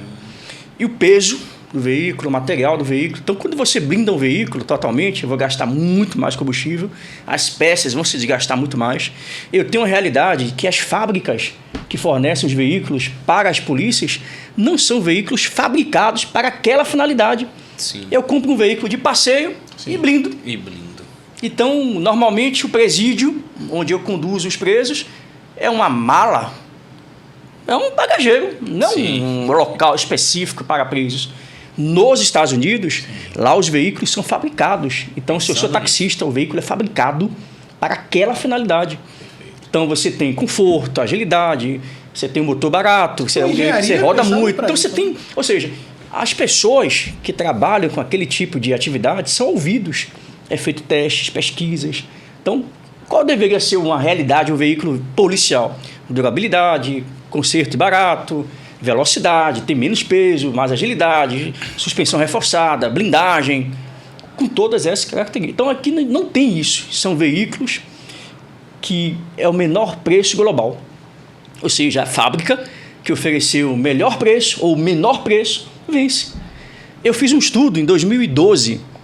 Se você consultar no Google, eu fiz uma pesquisa em 2012, onde eu pesquisei todas as viaturas utilizadas no Brasil. Marca, modelo, dirigibilidade. Eu fui instrutor durante quase 4 anos de direção policial nas viaturas. Eu testava os veículos policiais, manobras, frenagem. Então, a gente não tinha essa regra, não tem, na verdade. Então, falta muito de profissionalismo para que você tenha uma instituição, não uma instituição, você tenha um instituto dentro da instituição, onde ela pesquise, onde ela desenvolva produtos, e serviços, pensar segurança pública. Por exemplo, eu devo ir, talvez, agora em abril, eu estou agendando a data ainda, com o senador Marcos Duval, para os Estados Unidos. Por quê? Era um projeto meu, já quando eu estava deputado estadual, que eu fui instrutor de tiro, de abordagem policial, de sobrevivência policial, e sempre me perguntava, instrutor de trânsito, trabalhei no área há 3 anos e pouco, e eu sempre me perguntava, vem cá, quando você monta aqui uma blitz, ou PCTran, ou posto de trânsito, de controle de trânsito, eu sempre me perguntava, poxa, mas se um indivíduo fura o bloqueio policial, qual é a outra alternativa que eu tenho, se não arma de fogo, para imobilizar o indivíduo que está conduzindo aquele veículo? Nós não temos. Não tem nenhum equipamento. Aqui não tem nada. Aqui são chamados jacarés. Jacaré, é isso. Esses jacarés, em algumas unidades, são utilizados. Na Bahia está proibido o uso desse equipamento. Por quê? Questão técnica, até concordo. Eu sou muito a favor de uso de tecnologias, pesquiso, até hoje ainda pesquiso e tal. Tem até aqui no vídeo, vou mostrar aqui para vocês. Esse vai ser um dos objetivos da minha ida aos Estados Unidos. Esse chamado jacaré, a CAESG, na época, o tenente-coronel Lemos, era o comandante da CAESG, ele utilizava, e a CAESG, ela atua no sudoeste baiano, né, em Jequié, região ali, tinha muita assalto à banca, muita assalto ali nas rodovias, tinha veículo, chamada quadrilha giroflex, misericórdia, que pegava um veículo comum, metia um giroflex, se vestiam de policiais civis e vagabundo é cara de pau, né? Sim, na cara dura. E aí, o que acontece? Quadros... É brincadeira. E aí... Aí você vê como a gente precisa se reinventar por causa da criminalidade. Se reinventar. Toda Aqui, equipamentos. E aí, eu sempre, nas minhas aulas, né, eu ficava pensando, poxa, e aí qual é o método? Existe algum equipamento que possa forçar a parada dos veículos? Tem algum treinamento, alguma técnica? Aí fiquei futucando, pesquisando. E aí eu encontrei. Isso aqui tem mais de 10 anos que eu deixo guardado aqui. Isso aqui é um equipamento que é usado nos Estados Unidos em postos fixos ou não. Pode ser numa perseguição policial. E aí esse é um equipamento, ele funciona com controle remoto. E o veículo, quando estiver em fuga, ele dispara esse equipamento. Ah, que massa. Sim. E aí esse veículo que passa por cima desse sistema... Como se fosse uma sanfona, né? Sanfona. Para quem não está conseguindo ver em casa... na verdade, é um equipamento... É uma sanfoninha. Onde ele estende. Funciona como efeito de sanfona. Deixa eu voltar aqui. Interessante. Muito. E aí, compacto, dá para você levar pelo sistema, você leva no porta-malas. Ele é um equipamento que, segundo a análise técnica do desenvolvedor, em até 45 segundos o veículo fuga os 4 pneus e ele automaticamente para de circular. Legal. Olha, tá passando ali. Então, normalmente eles utilizam isso. Essa câmera aqui, ó, capitão. Aqui, isso, tá vendo? Interessante. Pronto. Interessante. Então tem esse equipamento que ele é eletrônico, mas existe um outro que também vai no porta-malas, onde o policial, quando está na perseguição, então eu estou vendo que ele vai para a rua tal. Ele se antecipa, uma viatura para, joga esse negocinho e espera ele passar. E tem outros que são eletrônicos. E tem vários sistemas. Tem um canhão você mira no veículo, ele derruba todo o sistema eletrônico do carro, o carro para. Então, assim, tem várias tecnologias hoje existentes no mundo inteiro. Ou seja, eu penso que a polícia brasileira, ela fala muito, menos letalidade policial. Vamos diminuir a letalidade policial. E qual é o recurso que eles utilizam? Câmeras. Como se isso fosse suficiente para reduzir a letalidade policial. Mas a realidade é que eu tenho um policial hoje que tem uma carga horária ridícula de defesa pessoal. Eu fui instrutor de defesa pessoal da polícia por mais de 10 anos. Então eu treinei vários alunos, várias turmas e reclamava, a carga horária é impossível alguém dominar uma técnica de mobilização, de controle, submissão, muito pouco. E hoje grande parte dos policiais que passam pelos cursos de formação não tem segurança de aplicar uma técnica dessa, de controle, não tem. Então, a gente tem que dobrar, no mínimo, a carga horária de defesa pessoal, e era uma coisa muito limitada. Primeiro porque o curso de formação policial, ele é uma carga horária intensa, de fato, atividade física intensa durante o curso, e se você der o azar de, durante o treinamento desse, perder a visão, perder o movimento de um dedo, de um braço, de uma perna, você está fudido. Você é desligado do curso. Então, às vezes, o próprio policial, o próprio instrutor, quantas e quantas vezes eu fiz instruções muito próximas do real, por exemplo, máquina de choque. Eu vi até uma médica, não sei se foi aqui na Bahia, não lembro, que ela usou um spray, ela estava com um cachorro. Sim, foi recente. E aí eu me lembrei dessa ocorrência, porque eu já vi casos onde, por exemplo, no show do Esquelético Banana, parque de exposições, eu estava comandando a patrulha, e aí comandando o policiamento, e naquele evento ali no parque de exposições, né, onde tem o palco, né, eu vi uma cena de uma patrulha que, durante uma das brigas, alguém puxou um bastão de spray e pimenta do cinto de guarnição de um patrulheiro e toma ele na patrulha. E aí lascou todo mundo e tal, e pegou na patrulha. E aí você viu o desespero de alguns policiais. Sim. Porque, de fato, quando a gente passa pelo curso de treinamento, você vai para o choque, batalhão de choque, cavalaria, unidades especializadas, BEP, passa por uma fase de treinamento intensivo, onde você é exposto a agentes químicos dos mais diversos tipos e modelos. Sim, sim. E aí você aprende o efeito, reconhece o efeito, aprende ali que é muito mais psicológico, né, do que ali físico. Você aprende, de fato. Mas uma coisa, e é isso que eu sempre questionava, uma coisa é você passar o spray e ficar na sua, esperando a coisa passar. Passar o efeito, buscar um vento, buscar uma água, pronto. Isso é uma situação. Mas e a outra situação em que você está nessa patrulha e que você, ou porque usou de forma equivocada, usou o spray, aí o vento na hora jogou contra você. Ou de repente alguém tomou o spray e jogou na sua direção. Se alguém tentar tomar sua arma enquanto você está sob efeito do gás, você consegue manter o seu armamento? Você consegue proteger o seu armamento? Você consegue verbalizar? Você consegue afastar? Você consegue algemar a pessoa? Então, eu sempre fui um entusiasta em você trazer o máximo de proximidade daquilo que ele poderia estar exposto. Do real, né? Do real. E aí eu lembro que já tomei processo, que aluno tomou tiro de fechinho, aí machucou, porque tem pólvora, né? Sim. Aí deixou aquele hematomazinho vermelho, porque ele sai um projétilzinho de borracha. Sim. Nós usávamos de borracha. E aí marcou a aluna. Aí hematoma, Ministério Público, e o tenente, era tenente na época. O senhor falou uma aluna, inclusive eu vi um jornal recente que no Rio de Janeiro tem um projeto de uma, se eu não me engano, é guarda 100% feminina, né? Isso, eu já vi essa reportagem. Já viu isso? Qual a sua opinião sobre imagine uma viatura só com mulheres, qual a sua opinião em relação a isso? Olha, não sou misógino, vou logo avisando, não tenho nenhum problema. Eu entendo que, e essa era uma das minhas preocupações. Eu não trato o meu aluno como homem ou como mulher.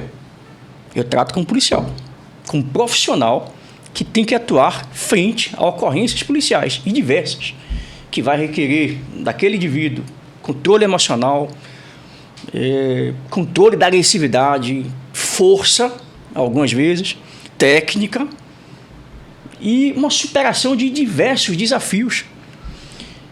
E você não nasce policial. Ninguém nasce policial, nem eu nasci policial. Você tem que passar por uma série de treinamentos, etapas, fases de desconstrução, inclusive, de uma humanidade. Porque não é um ser normal que vai chegar aqui e atirar, aí vem o indivíduo sangrando, gemendo, chorando, sentindo dor. Não é qualquer um. Isso é profundo. Eu não tenho capacidade Então, disso. você tem que ter capacidade para dor, para fazer, praticar violência. Então, isso, a gente imagina, a gente vem sendo construído como ser humano, bom filho, bom pai, um cristão, e de repente você está numa condição que eu tenho que proteger a vida de terceiros, o patrimônio, o país, o Brasil. Então, você tem que realmente passar por um processo de desumanização em certo nível. Então, assim, quando se trata de sexo, né, gênero, é sexo, homem e mulher, você tem que tratar especificamente o seguinte: quais são os desafios que o policial militar ou a policial militar deve enfrentar no seu dia a dia? Tanto que eu propus, e tem vários vídeos no YouTube, se você pesquisar 2012, por isso que eu falei que 2012 e 2014 foram os melhores anos na minha vida profissionalmente, porque tudo isso eu fui testar. Sim. Então eu estava numa academia de polícia, criando treinamentos técnicos, desenvolvi muitas técnicas de treinamento, que até hoje são utilizados. Se eu tivesse seguido à frente, estava com o Evandro Guedes aí, rico, fazendo curso, fazendo treinamento. Tudo que eu vejo hoje desses caras fazendo, eu fazia lá atrás. Tudo. Treinamento com pneu, usando gás. Porque a ideia não é você simplesmente saber que aquele efeito vai passar, mas que eu consigo me controlar, que eu consigo manter o meu armamento, que eu consigo verbalizar, que eu consigo... Tem vídeos assim, eu dando tapa de polícia, homem, mulher, não importa. Eu estou vendo ali o ser policial, que tem que ser treinado, que tem que ser preparado, e eu tenho plena convicção de que o pai e a mãe deste policial, ou desta policial, está confiando em pessoas como eu, instrutores, que vão garantir o máximo de treinamento para que ele volte vivo para casa. Aí ele vai beijar o cachorro, vai beijar a filha, vai beijar a esposa, vai beijar a mãe, o pai. É um indivíduo que tem gente que está lhe aguardando em casa. Então eu não posso ficar, porque é mulher, porque... Infelizmente, o Brasil inteiro, o mundo não posso falar, mas no Brasil, nas polícias que eu conheço, que eu acompanho as atividades, nós não sabemos como tratar muito bem as mulheres. Nós não sabemos como desenvolver exercícios, treinamentos, respeitando a individualidade biológica. Nenhum homem é igual à mulher e vice-versa. Pouco me importa se a barra que a mulher vai fazer é fixa, se ela vai ter que esticar, estender, se o apoio vai ser... Não estou cagando, estou andando para isso. O que eu quero saber é o seguinte: você é homem, você é mulher. Eu preciso desenvolver a força dos membros superiores para pular aquele muro, para subir uma corda, para projetar alguém no chão. Você tem essa força? Não tenho, pronto. E o que eu preciso fazer para você, homem ou mulher, gay ou hétero, branco ou negro, o que você precisa fazer para desenvolver aquela técnica e saber executar bem a sua atividade? Aquilo que a atividade requer. Não estou inventando nada de Marte, de Vênus. Não, a atividade pura e simples. Então, eu sou muito a favor de tanto homens quanto mulheres, e aí é uma discussão hoje, inclusive, sobre a cota de mulheres. Não pode mais definir uma cota, aqui na Bahia são 10%. Eu sempre fui contra cota. Apesar de ter muito claramente que tanto um quanto o outro devem ter treinamentos de acordo com o seu perfil biológico, mas alinhados com o que a profissão exige. Não é porque... Ninguém pode estar menos preparado do que o necessário. Então, eu sempre, infelizmente, eu vou para um enterro de policial. Quando eu vejo um policial sendo enterrado, e aí você vê, de repente tem uma cena, tem um vídeo, poxa, morreu, reagiu. Aí eu sempre fico pensando, poxa, aí fulano foi meu aluno, será que se a gente treinasse um pouco mais, tivesse um pouco mais de tempo? Quer ver uma coisa que acontecia muito comigo? O horário de instrução é muito cartesiano, muito fechado. Sim. Começa às 8 da manhã, termina às 17. Aí 17 horas, educação física, corria, 18 horas, informa e ia embora. Nunca tivemos, por exemplo, após as 18 horas, uma aula de tiro noturno, como usar lanterna, como efetuar tiro noturno, na chuva. Você está ali chovendo, a porra d'água, né? E você que usa óculos, que usa lente, você tem que ir à dificuldade. Sim. Então, diversidade dos terrenos, né? Exatamente, não tem essa diversidade. Um instrutor ou outro que, sabendo da necessidade, da importância de variar os cenários, de criar situações, até pode fazer isso, mas não é institucionalizado, não é algo que está ali no conteúdo. Olha, gente, hoje vai ser até de noite, vai ser de madrugada. Não tem essa preocupação, é muito fechado. Então, eu sempre fui contra isso. Tanto que eu respondi vários processos. E alerta de policiais, rapaz, você vai se fuder, batendo aluno para poder rolar na brita, não sei o quê, mas... Agora sim, deputado, em relação a essa parte policial, questão de segurança pública, eu vou querer, inclusive, que depois o senhor compartilhe aquele material que o senhor falou. Mas assim, não que nós estamos falando de política, porque isso é política. É política. É a base da política, né? Enfim, é a segurança da população. Tem que ter gente que entenda esse cenário político até para propor. Exatamente. Mudanças curriculares, mudanças de... Aí você me perguntou que tipo de ações... Agora que eu agivecei tanto que eu lembrei. E o que estamos fazendo no âmbito da comissão para frear essas questões da criminalidade? Graças a Deus, nós tivemos a sorte, nesta legislatura, de ter um quadro muito qualificado na Comissão de Segurança. Foi o que eu falei, acho que semana passada. Eu fiz uma fala sobre um montante de recursos de emenda parlamentar que foi destinada para a Comissão de Segurança. Nós, enquanto deputados, fizemos indicações de quase 10 bilhões de recursos para mandar para os estados, combate à criminalidade, criação de delegacia rural, batalhões especializados, né? Enfim, quando a gente fez o cálculo do volume de propostas e de dotação orçamentária para a execução das várias propostas que nós estabelecemos, quase 10 bilhões de reais. Sabe quanto é que o governo federal disponibilizou para a Comissão de Segurança para entregar para os estados? Cada parlamentar teve uma cota. Sabe quanto foi? Nós somos mais de 39 membros da comissão, apenas R$1 milhão. A comissão inteira, R$1 milhão. Foi só uma viatura que eu mandei para a Polícia Rodoviária Estadual de Jacobina. Uma viatura de 85 mil, 90 e pouco mil.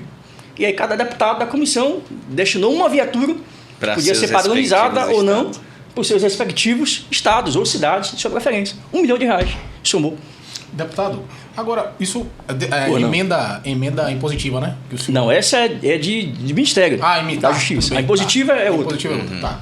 Tudo bem. Cada comissão de educação, saúde, tem uma dotação. A dotação que você pode destinar recursos, você pode opinar dentro do Ministério, daquela pasta na qual você faz parte. Própria. Exatamente. Tá. Agora, já que a gente está falando de recursos, já que a gente está falando disso, o senhor, mesmo quando era deputado estadual, durante toda a sua jornada enquanto deputado, sempre manteve uma postura de oposição, né, ao governo do PT. Até porque não é pouco tempo que o PT está sobre o governo do Estado. E mesmo quando o senhor era deputado estadual, eu lembro que teve um momento que o senhor conseguiu protocolar e conseguiu coletar assinaturas referentes a uma CPI. Mesmo, se eu não me engano, eu lembro, a CPI dos respiradores. A CPI dos respiradores. Isso a gente está falando de um cenário de pandemia. A gente sabe que não é fácil a gente conseguir coletar assinatura, sobretudo, mesmo sendo, principalmente a gente sendo, não, né? Você sendo de oposição, coletar essa assinatura. Quando a gente consegue fazer isso, só mostra que o senhor teve um trânsito, teve um diálogo, até com a oposição. E certamente o senhor teve assinatura de gente da situação do governo, né?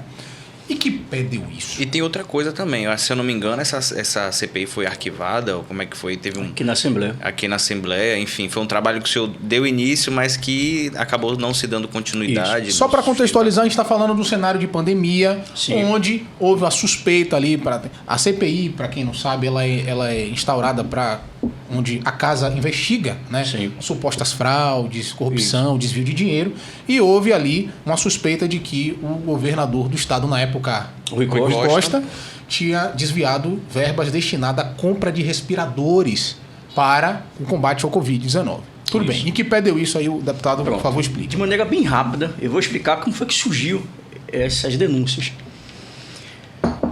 Exatamente 5 de maio de 2020. Quem quiser consultar no Google, ou qualquer buscador de sua preferência, para não falar de marca. Então, quem quiser pesquisar, bota lá, Capitão Alden, denúncia TCE respiradores. Eu acho que o terceiro documento, você vai ver lá um documento do TCE, Tribunal de Contas do Estado, da Bahia, onde está a minha primeira denúncia que eu fiz contra o Consórcio Nordeste. Quem abrir esse documento vai ver lá que na peça eu fiz 3 denúncias. A primeira delas contra a empresa Hempcare, que foi aquela que vendia produtos derivados da maconha. Que o governador disse, à época, que por não entender inglês, assinou os contratos e seguiu. Neste mesmo documento, além da Hempcare, que foi o contrato de 48 milhões de reais, nós tínhamos a Ocean 26, que eu também denunciei, nesse mesmo documento, outros 49 milhões de reais. E neste mesmo documento, você vai encontrar uma outra empresa chamada Pulsar Development, outros 143 milhões de reais. Resultado, só em respiradores foram 264 milhões de reais e nenhum deles chegou. E muito menos o recurso utilizado para a compra, que foi antecipada e por vários governadores do Consórcio Nordeste, eram 9 estados, incluindo a Bahia, nenhum desses recursos foram devolvidos. Deputado, respeitando aqui a minha ignorância, peraí, deixa eu só entender, até para o público também entender o que aconteceu. Tá. Então quer dizer que o governo paga um produto, sim, pagou antecipadamente e esse produto não chegou. Não chegou. A pergunta é, e aí? Pronto. E aí o que acontece? A gente tem atribuído sempre ao ex-presidente Bolsonaro a alcunha, a pecha de que ele era genocida. E aí fica a pergunta, caso esses 398 respiradores que foram pagos com o dinheiro suado do povo nordestino, não foi só baiano, já que havia aí outros 8 estados, além da Bahia, caso esses respiradores tivessem chegado ao seu destino, os vários postos de saúde, os vários hospitais de campanha que foram montados por todo o Nordeste, será que nós teríamos tido essa quantidade de mortos em decorrência das dificuldades, do agravamento dos problemas em decorrência da Covid-19? Então, quantas pessoas morreram porque não tiveram acesso ao tratamento e aos equipamentos necessários que poderiam ter salvado vidas? Segundo dados do próprio Ministério da Organização, do Ministério da Saúde, mais de 50 mil pessoas morreram na Bahia, vítimas em decorrência do agravamento da Covid. Pronto. Então, só para sinalizar, no dia 5 de maio, eu fui o primeiro indivíduo no Brasil, no início da pandemia, ninguém tinha noção do que era a pandemia ainda. Estava ainda se consolidando, as pessoas não sabiam muito bem o que era. E quando eu vi logo os primeiros contratos sendo divulgados no Diário Oficial, eu já imaginando como é que é o Brasil, como é que é esse desgoverno, eu imaginei, vai ter falcatrua, vai ter sem licitação, sem passar pela Assembleia Legislativa. Né? Então, era um cheque em branco. Então, não tinha dúvidas que haveria fraude, que haveria corrupção. Aí eu montei uma equipe de bolsonaristas, de simpatizantes da causa, advogados, engenheiros, pessoas comuns, e distribuímos. Eu peguei e imprimi todos os contratos que eu fui encontrando sobre respiradores, manutenção, aquisição de aventais, de álcool. Peguei uma série de contratos e distribuí para as equipes. Gente, vamos aqui, ó, futucar o processo, a licitatória, né? E grande parte deles foi sem licitação. Então, foi os contratos. E aí, consultando o CNPJ, e se existia, se não existia. E aí, por exemplo, a Hempcare, está lá no documento, era uma empresa que tinha apenas 3 meses de criado. Não tinha histórico de negócios anteriores. Ela não de podia nem participar do certame. Pronto. Aí, não houve certame. Essa é uma das perguntas. O ex-governador Rui Costa, nas suas falas, ele diz: eu mandei a Polícia Civil investigar. Se eu fosse o culpado, por que eu mandaria investigar? Então ele já tirou dele da reta. Mas é aquela coisa, você manda os seus cavalos à frente, para quê? Para pagar as provas, para tirar as provas, para criar o efeito de fumaça, a cortina de fumaça? Essa é que fica a pergunta. Porque quando você ouve agora a Polícia Federal revelando parte dos depoimentos da chamada delação que foi feita com a proprietária à época da Hempcare, ela dizendo que citou nominalmente várias vezes o Rui Costa, citou nominalmente várias vezes a Aline Peixoto, citou nominalmente o próprio Bruno Dauster, que foi interlocutor, segundo ela falou, dessas transações, e nada disso consta no inquérito, como se houvesse uma tentativa de blindar o governador e pessoas ligadas ao governador. Então, vamos lá. 5 de maio, eu fiz a primeira denúncia. No dia 15 ou 20, se não me falha a memória, de maio do mesmo ano, 2020, o TCE me responde o ofício dizendo: olha, Alden, capitão, deputado, há indício de irregularidade, vamos investigar. Do próprio TCE? TCE. E aí, estranhamente, sabe o que foi que aconteceu? Para não ser leviano e para que você também pesquise, não confie no que eu estou dizendo, não. Confie desconfiando. Vá pesquisar. Tem que ser lá evangélico, né? Cristão. Pastor fala lá ó, a Bíblia, o versículo, ó, vai lá, procure. Então aqui, ó. Vê se tá batendo certo. Pronto, exatamente. Aí tá aqui, ó. Dia... Eu deixo tudo guardado aqui, porque, meu amigo... Errado aqui, não. vamos lá. 5 de maio, primeira denúncia. 20 de maio, o TCE me responde: olha, vamos investigar. Aí, surpreendentemente, aparece um documento, um projeto de lei de origem do governo estadual, do executivo, encaminhando para a Assembleia um projeto de lei. Que projeto é esse? Que depois foi aprovado por unanimidade, quase unanimidade, somente 3 deputados votaram contra esse projeto aqui. Quem for, não lembra o nome dele? Eu, Soldado Pisco, e o Samuel Júnior, os 3 deputados, de 63. E que lei foi essa que foi aprovada no dia 28 de maio de 2020? Está aqui. Estabelece a aplicação de sanção a quem ilicitamente divulga informações falsas sobre epidemias, endemias e pandemias no estado da Bahia. Prevê, inclusive, a aplicação de multa pecuniária de R$20 mil. Se você for funcionário público ou reincidente, a pena dobra.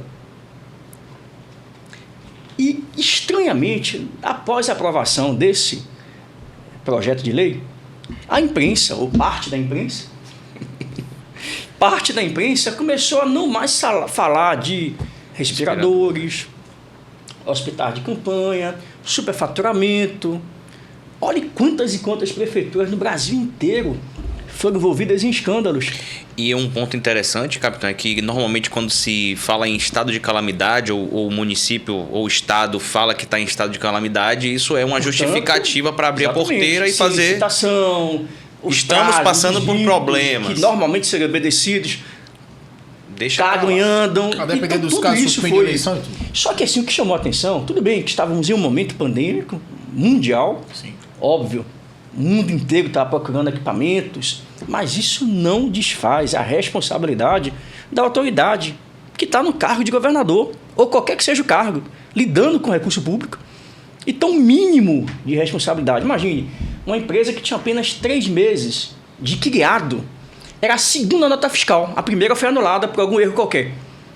A empresa só tinha emitido 2 notas fiscais. Terceiro ponto, o capital social da Ripcare era de R$100 mil e ela pegou um contrato de R$48 milhões sem nenhuma experiência prévia, sem nenhuma experiência anterior, sem comprovar a possibilidade de honrar aquele compromisso. R$100 mil o capital social da empresa. Os funcionários, eram 3 funcionários que moravam, a empresa funcionava em condomínio de luxo em São Paulo. Essa é a Ripcare.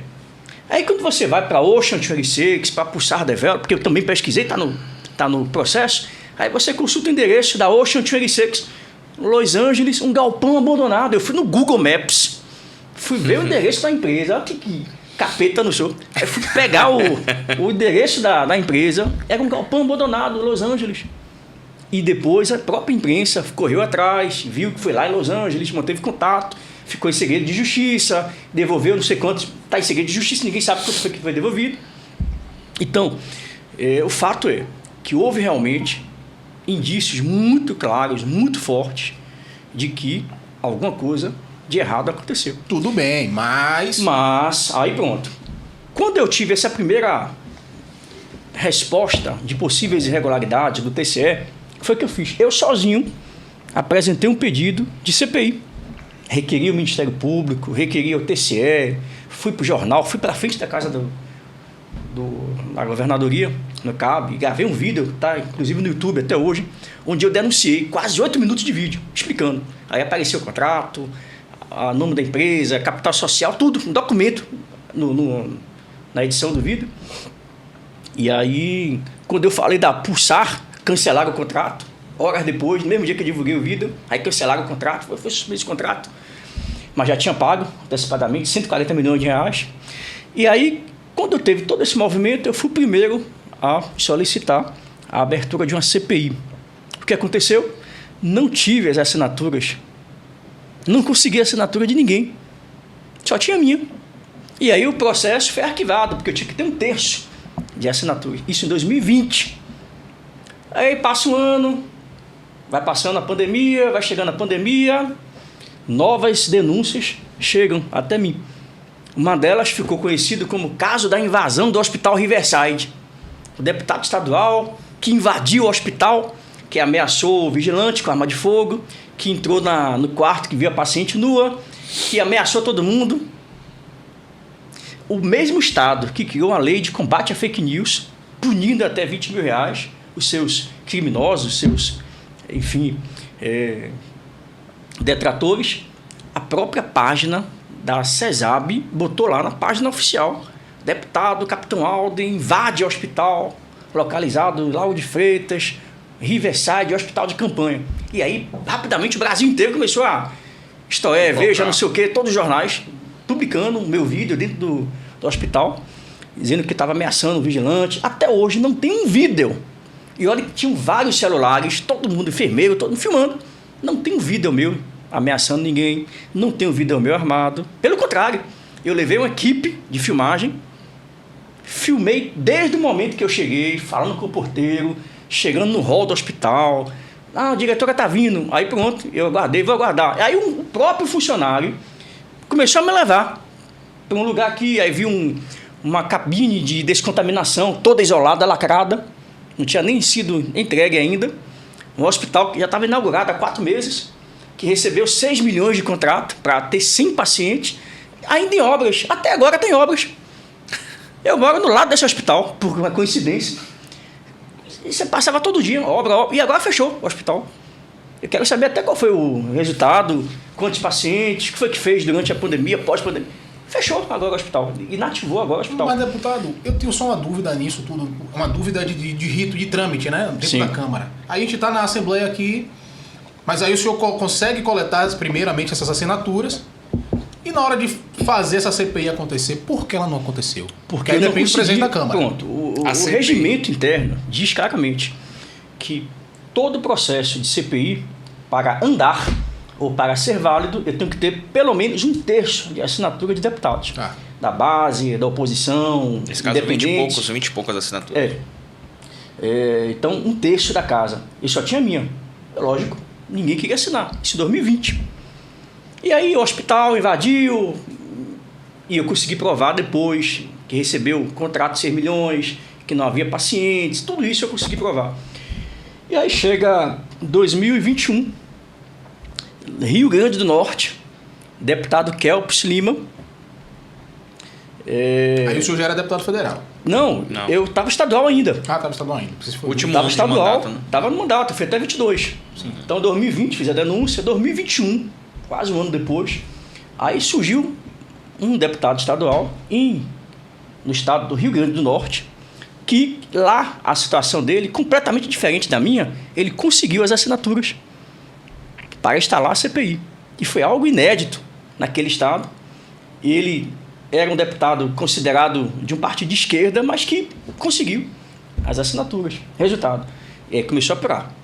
Convida Bruno Dausta, convida o governador, convida não sei quem. E aí a coisa começou a acontecer. Enquanto acontecia a CPI lá, começou aqui um processo de suspensão do meu mandato. Eu fui o primeiro deputado estadual na história da Bahia a ter o mandato suspenso por 30 dias. Quase fui cassado por crime de opinião. Porque supostamente eu teria praticado o crime de quebra de decoro parlamentar para acusar falsamente deputados.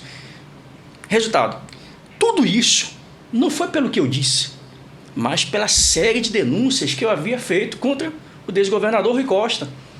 Denúncias e mais denúncias. Depois estourou a bomba da tal Operação Lava Jato, que prendeu juízes, desembargadores, o ex-secretário de Segurança Pública que foi afastado. Faroeste. E por conta desta... Faroeste, né? Falei o quê? Nem lembro. Lava Jato. Lava Jato. A Operação Faroeste. E aí, por conta desta Operação Faroeste, descobriu que meus telefones estavam todos grampeados. Havia uma maracutaia dentro da SSP monitorando telefones de várias pessoas, juízes, proprietários de grandes terras, inclusive meus números telefônicos, me monitorando. Caramba. Dessa monitoração, 2 deputados caíram, foram cassados, por motivos que levaram à cassação, mas também, por uma coincidência ou não, estavam sendo monitorados e eu que bati testa com o governo. Resultado, eu terminei suspenso o meu mandato, 30 dias, histórico, nunca aconteceu isso. Casos de corrupção, rachadinha, um monte de crimes que eventualmente poderiam ser cometidos e que foram cometidos ao longo desses tantos anos que existem a Assembleia, nunca foi para o Conselho de Ética. O meu, por um crime de opinião, fui suspenso. 30 dias. Falar em rachadinha, como é que tá o caso de Danones, ó? De Janones lá em Brasília? Rapaz, eu sei que eles foram para o Conselho de Ética, houve uma decisão do colegiado para que ele vá para o Conselho de Ética. Segundo a Polícia Federal, tem indícios, tem inclusive relatos de funcionários ou funcionários que comprovam que houve esse processo. E se assim for, que seja demitido, que seja cassado, eventualmente mandato. E vou dizer um detalhe, o que ninguém prestou atenção nesse caso do Consórcio Nordeste foi o seguinte, que eu participei da Comissão Parlamentar de Inquérito no Rio Grande do Norte. Eu estava suspenso. Acho que uma semana depois que eu voltei para o meu mandato, o pessoal achou que eu ia ficar quieto, que eu ia ficar... Depois de um susto desse, né? 30 dias sem salário. E foi inferno. Imagine, primeiro caso na história. Aí quando o pessoal achou que eu ia ficar quieto, na mesma semana que eu voltei, peguei um avião em Rio Grande do Norte, mantive contato com o deputado Kelps, peguei toda a minha documentação, que ensejaria a abertura da CPI em 2020, levei para o deputado Kelps. Esse Kelps está aqui, contratos, tudo que ele... E não tinha grande parte, ele ficou doido. Falou isso, inclusive, ao vivo lá. Eu participei da CPI, falou, olha, graças ao capitão Alden, deputado estadual da Bahia, trouxe aqui esses documentos, vamos analisar. Nós já analisamos aqui parte, assim, relatórios do TCE, comprovando que houve ali irregularidade naquelas compras, enfim. E aí, resultado. Lembro como hoje, o relatório final da CPI do Consórcio Nordeste, lá no Rio Grande do Norte, sairia no dia 20 de dezembro daquele ano. Aí, estranhamente, o que foi que aconteceu? Uma semana antes de sair o relatório final, que poderia ensejar no indiciamento de Rui Costa e outros tantos governadores, uma semana, mais ou menos, antes, o STF julga que parlamentares não poderiam, de forma individual, realizar fiscalizações de atos do Poder Executivo. Portanto, segundo o entendimento monocrático, diz o seguinte, que o parlamentar, mesmo sendo parlamentar, mesmo a Constituição Federal dizendo que cabe ao Poder Legislativo fiscalizar atos do Poder Executivo, este não cabe individualmente ao parlamentar. Tem que ser da casa inteira. Tem que ser membro de comissão. Então eu teria que ser membro da Comissão de Saúde. Membro da Comissão de Segurança Pública. Então eu, individualmente parlamentar, não tenho poder sequer. Imagine, qualquer do povo pode, um habeas data, um habeas não sei o quê. Eu não posso, como parlamentar, requerer informações ao Poder Executivo. Tem que ser pela comissão, tem que ser pela Câmara. Por que isso? Há um fundamento. Porque se houvesse, como houve, o indiciamento de Rui Costa, e não houvesse esse bloqueio da atividade parlamentar de deputados estaduais e federais e também senadores, haveria uma chuva de CPIs no Brasil inteiro, em especial nos 9 estados do Nordeste. Isso gera uma crise política. Não houve mais CPI, ninguém mais fala de superfaturamento. Mas isso voltou à tona agora, né? Isso voltou à tona. E aí o que aconteceu? Nesse inteirinho, antes do relatório final, foi que eu consegui, aí sim, nos meus discursos, aí houve uma denúncia da PF anterior a essa, que jogou de novo luz sobre esse processo. E aí a oposição, liderada à época por Sandro Regis, começou a pensar, olha, tem alguma coisa aí, vamos... Aí foi que eu comecei a dizer, olha, eu já estou pesquisando isso desde 2020, tem processos, estou em contato com o deputado Kelps, vamos lá? Aí eu consegui convencer a oposição, já tinha ido sozinho, voltei, meses depois, quando houve a denúncia da PF, eu consegui levar toda a oposição, o presidente, o líder da oposição, fomos eu, mais uns 4 deputados, se eu não me engano, e aí, diante da bomba, das provas e da conversa com o deputado Kelps, retornamos, agora com bancada, não mais eu, capitão Aldo sozinho, com bancada, conseguimos foram acho que 39 assinaturas, nós conseguimos, mais até do que o regimento permitia, mas o presidente da casa entendeu que não havia indícios de materialidade, não havia razoabilidade, não havia motivo para abrir e resolveu arquivar o pedido de CPI, porque é uma decisão do presidente da casa, ainda que eu cumpra regimentalmente todo o rito. Inclusive, eu estou apresentando agora um projeto de lei na Câmara de Deputados, onde altera a Constituição para que não dê poderes exclusivamente ao presidente para decidir sobre isso. Uma vez cumprido o rito de assinaturas, tem que seguir, como foi a CPMI. Uma vez... uma PEC, então. Vai ser uma PEC para alterar a Constituição, para conferir à organização da Câmara de Deputados essa possibilidade de não depender exclusivamente do presidente da casa. Da mesma forma, e aí ampliando um pouco mais o escopo, para além do Consórcio Nordeste, a gente tem vivido tempos sombrios. Não é uma democracia.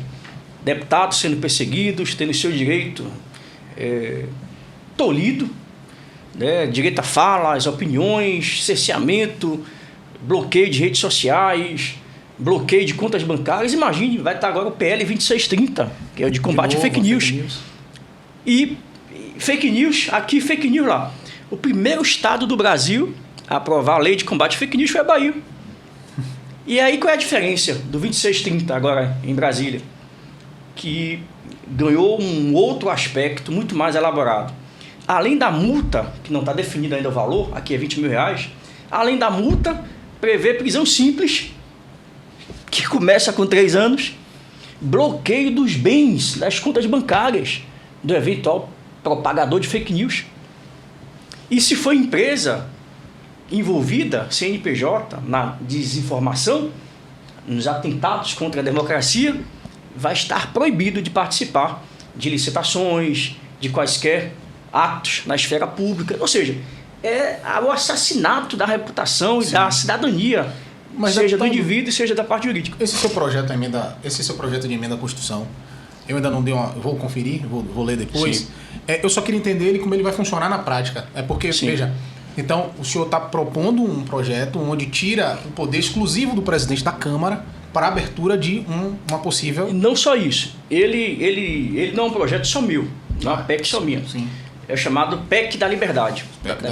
PEC das prerrogativas. Sim. Então, eu, juntamente com outros deputados federais... Entenderam que... O Príncipe de Orleans e Bragança, Gustavo Gayer, André Fernandes e outros vários deputados, Belinsky, assinamos em conjunto, em coautoria, esta PEC, que diz o seguinte: hoje, quando você sofre um pedido de busca e apreensão, cabe ao presidente autorizar ou não a busca e apreensão no gabinete ou na casa do parlamentar. Ainda que as provas não sejam muito... Mas cabe ao presidente, unicamente. Então, queremos alterar esta PEC para que não seja mais dessa forma. Que toda e qualquer privação de direitos, de liberdade, restrição de direitos, tem que passar pela casa. Então isso ia para o majoritariamente tem que ser decidido. Entendi. Vamos trazer aqui um caso real? Brasão. Brasão ou Frazão? Brasão. Brasão.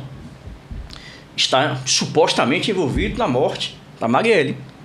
Passaram 6 anos perguntando quem matou Marielle. E agora que sabe quem matou Marielle está todo calado. Porque não foi Bolsonaro. Mas vamos lá. Houve um indiciamento, houve um suposto envolvimento dele com a prática do crime assassinato contra Marielle e o motorista, que agora eu esqueci o nome. Anderson. E aí qual foi a medida adotada? Prisão cautelar. Só que a Constituição Federal diz claramente que após o deputado diplomado, ele só pode ser preso em flagrante delito ou em caso de crimes inafiançáveis. O crime é inafiançável. Tá, mas ele já foi condenado? É um indício.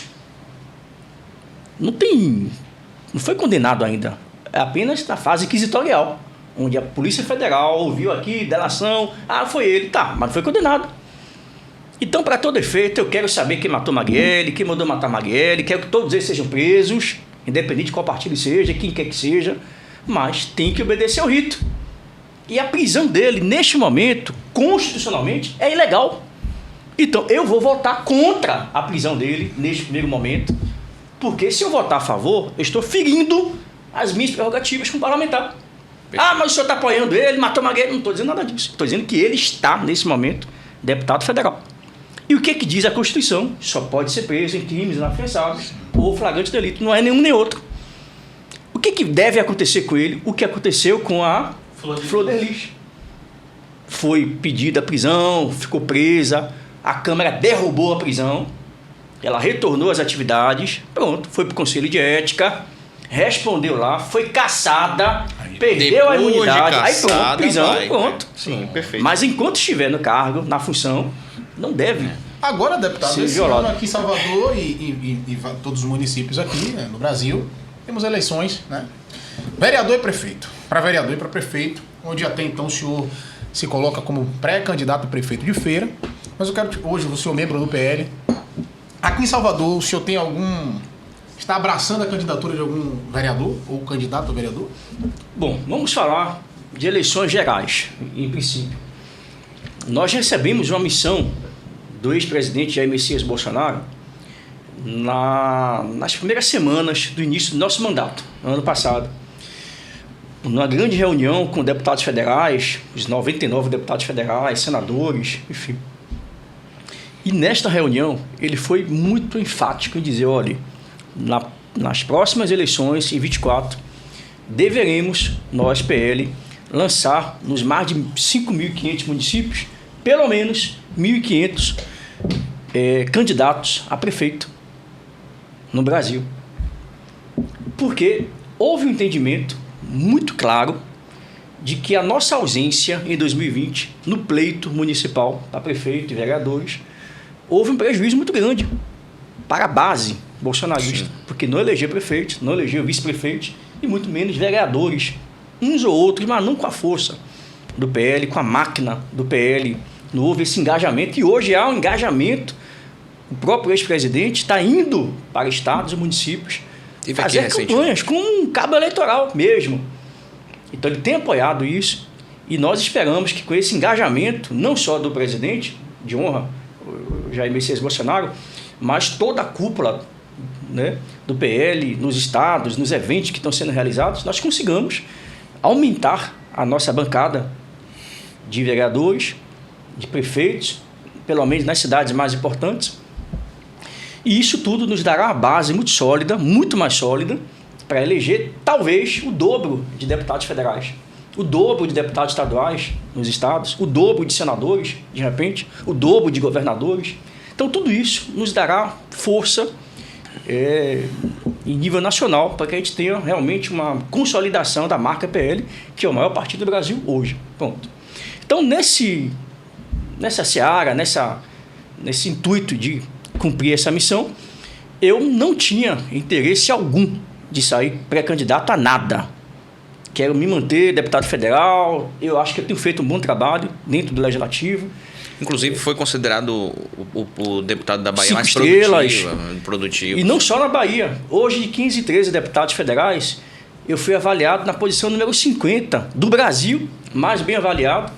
Do Nordeste, eu estou o segundo mais bem avaliado do Nordeste. Na Bahia, o primeiro dos 39 federais, mais bem avaliados.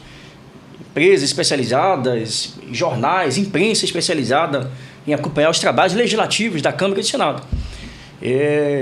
Então, isso foi um trabalho muito forte na Comissão Parlamentar de Inquérito do MST, nas várias comissões que eu faço parte, os nossos embates, nossas falas, a nossa quantidade de projetos. A assessoria é boa aqui. A quantidade de projetos que nós apresentamos foi mais de 338 projetos. E não são projetos que vamos jogar aí para ver se infla o número. Não. Nós tivemos, inclusive, desses projetos, foi aprovado pela Câmara dos Deputados no meu primeiro ano do mandato e ele já seguiu para o Senado Federal, que foi um projeto que trata da criação de uma campanha nacional acerca dos riscos relacionados a os engasgos. E aí eu tratei da chamada manobra de Heimlich, onde as pessoas devem, nas escolas, nas faculdades, nos centros de alimentação no Brasil inteiro, privados ou públicos, dispor de um banner informativo orientando as pessoas como proceder com a manobra em caso de engasgo, seja em crianças, bebês, adultos, ou mesmo você individualmente, estando sozinho em casa. Como é que eu faço? Me engasguei, estou sozinho em casa. Então usa a cadeira, usa inclusive, a mesa. Falando sobre isso, essa manobra, aqui em Salvador a gente tem um vereador do PL, que é o vereador Isnardi Araújo. Sim. Ele propôs recentemente um PL muito parecido com esse, né? Sim. Na Câmara. Espero que a Câmara aprove isso, porque é um projeto onde ele está solicitando que nas maternidades haja uma espécie de treinamento para os novos pais, né? Os novos pais. Eu vi isso aí. Para que seja essa manobra e tal. Que eles sejam orientados, instruídos como fazer essa manobra e tal. Isso é algo que as pessoas podem até achar tem importância, basta consultar no Google ou qualquer buscador de sua preferência, bote lá, vítima morre em engasgo. São diversos casos, diariamente. Acho que é o segundo maior causa de morte entre jovens, adolescentes, bebês, crianças, especialmente. Então, hoje eu tenho feito um grande movimento que ainda não andou por uma série de questões logísticas, mas qual é a nossa ideia? Já está no Senado, passou pela Câmara e com bicameral a casa, então foi para o Senado, está sendo avaliado pelas comissões de lá. Mas qual a ideia? Fazer com que esse projeto cole antes mesmo da aprovação no Senado. Como é que ele vai colar? Primeiro, sensibilizar a opinião pública, a imprensa, as instituições, para que entendam que esse é um processo que envolve a todos. Sim, eu acho que é até imoral votar contra um projeto desse, me desculpa. Não, e não houve. Não tem por que votar. Mesmo o PT votou a favor. A Silvia Waiampim, a deputada federal, fez um discurso belíssimo no dia da aprovação na Câmara, onde ela relatou a experiência pessoal da filha dela, que foi salva por um soldado do Exército, e a minha estava quase morta. E se não fosse ele, realmente ela não estaria viva hoje. Então ela relatou essa experiência. Então são diversos casos no Brasil, quando não mata, deixa sequelas muito graves, especialmente na parte da oxigenação, perda de movimento, enfim. Então, esse foi um projeto que avançou muito por conta desse trabalho, desse empenho. E aí, voltando para o pleito municipal. Eu percebi que aqui na Bahia, apenas 2 municípios de 417, Bolsonaro venceu. Buerarema e Luiz Eduardo Magalhães. Apenas 2? 2. De 417. Ou seja, Lula ganhou de Bolsonaro... Onde ele venceu. Tá. O restante... O resto é tudo Lula. Perdeu. Só que em todos os municípios, mesmo aqueles em que ele perdeu, ele teve, dos votos válidos, 30% a 35% no mínimo. Ou seja, mesmo perdendo, o mínimo de votos que ele teve, 30%, 35%, 38%, alguns municípios 40%, 45% dos votos. Mas a média, Bahia, foi essa. E se eu analisar, dos 1.700 e tantos municípios do Nordeste, ele só venceu em 20 municípios do Nordeste. Caramba, inteiro. Muito então, um trabalho muito grande. O esforço hercúleo que estamos fazendo para que a gente consiga ampliar essa legenda do PL. Então, a Bahia tem um desafio muito grande. E suas previsões em Salvador? Bruno Reis ou Geraldo Júnior? Como é que fica? Olha, eu acho que não vai ser uma eleição fácil. Muita gente, já ganhou. Eu acho que não vai ser Também fácil. Acho. Pelo que eu conheço de Geraldo Júnior, cara articulador, cara que tem muito trânsito, que sabe fazer negócio, ele vai na reta final usar tudo para reverter e virar voto. Então, não tenho dúvidas de que se ele não tomar cuidado, Você ele aposta pode... no segundo turno? Eu acredito piamente que pode haver o segundo turno. Eu acho que não vai ser fácil essa batalha. E digo mais, o que me levou de fato a me colocar como pré-candidato à Feira de Santana? Como eu disse, houve um clamor do presidente para que houvesse um estímulo dos candidatos à majoritária nos vários estados brasileiros.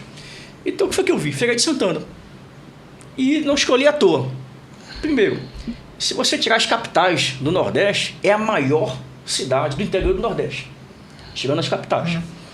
É o segundo maior estado, é o segundo maior cidade, PIB, né? dentro do estado. Dentro do Nordeste, há apenas 10 municípios, entre eles Feira de Santana, do Nordeste, que tem mais de 10 bilhões de PIB. E falando do senhor, que é um cara que defende segurança pública, é o 9º município mais violento do Brasil. Nono? É o 9º. Nono. Perdão, da Bahia é o 9º, mas figura entre os 50 mais... Do estado. Dentro da Bahia, ele é o 9º. Dos 10, 5 mais violentos estão na Bahia.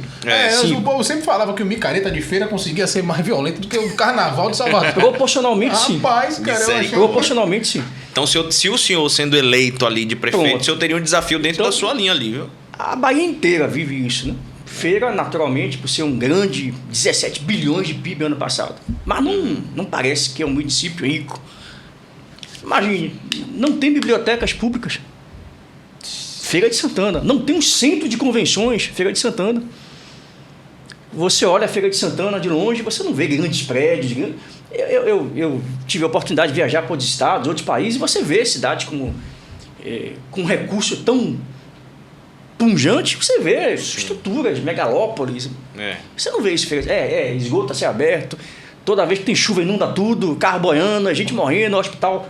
Então, você não vê uma realidade de Feira de Santana, aquilo que o número retrata, que são muito altos. Só lixo, paga 93 milhões anualmente de lixo. E você não vê uma reciclagem, você não vê uma reutilização dos materiais, dos resíduos sólidos, voltados para o município. Por exemplo, eu conheci recentemente em São Paulo, Araçatuba, uma prefeitura, Araçatuba, onde você pega os lixos sólidos, resíduos sólidos, por exemplo, material de construção, prédios, condomínios que são derrubados e vão para o chão. Lá existe uma lei que obriga o município a recolher todo aquele material, resíduo sólido, concreto, tudo que foi material, e ele reaproveita tudo. Ela mesma criou uma fábrica, uma grande fábrica, e reaproveita tudo, tijolo, tudo que ele tem, e reaproveita, recicla tudo para a cidade. Constrói asfaltos, constrói quadras, tudo com material de excelente qualidade, e eles mesmos produzem tudo. Banco, ele produz. Isso é massa. Então, enfim, existe são gestões que... uma teoria dos 3 R's do Japão, né? Eu acho que é reciclar, reaproveitar e o outro R eu não lembro. Faz parte da política do japonês, né? Eles interessante. Então, assim, eu penso que eu posso utilizar um pouco da minha experiência como funcionário público, como gestor, como policial, como cidadão que vive e também teve a oportunidade de conhecer muitas realidades no interior do estado, Brasil, alguns países. Eu acho que a gente pode contribuir com esse cenário. Aí falam, capitão, mas você é forasteiro, você não mora em Feira de Santana, como é que pode? Pronto. Nós temos diversos casos no Brasil. Exemplo, Tarcísio. Não é de São Paulo. Não é paulista. Jacques Wagner é do Rio de Janeiro. Hoje é senador da República. Então, assim, nós temos vários casos bons e ruins de pessoas que ocuparam cargo como gestor municipal, enfim, estadual. Eu não ligo muito para isso não, eu quero que funcione. Então, assim, eu penso hoje que não existe uma carreira de político, existe uma carreira de gestor. Sim. Cara técnico, que monta uma equipe técnica, que estuda a cidade, que analisa a cidade, olha quais são os problemas, como é que resolve, vamos pegar aqui os técnicos e pensa.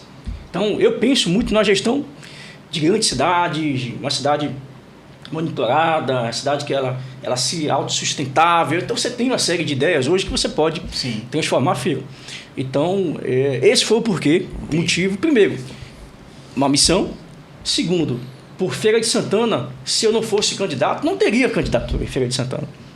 Sim. Então hoje nós temos a expectativa de eleger pelo menos 5 vereadores em Feira de Santana. Nossa. Temos 4 partidos na nossa base, nos apoiando no eventual pré-candidatura. Mas esses 5 são ali ideologicamente alinhados ao PL ou são... Não existe partido de direita, não existe partido conservador, o próprio PL não é. Não é. Tem candidaturas que estão vindo, inclusive, que não... A prefeito, por exemplo, no interior, que os caras não têm perfil nenhum. E tem um detalhe, de maneira muito franca.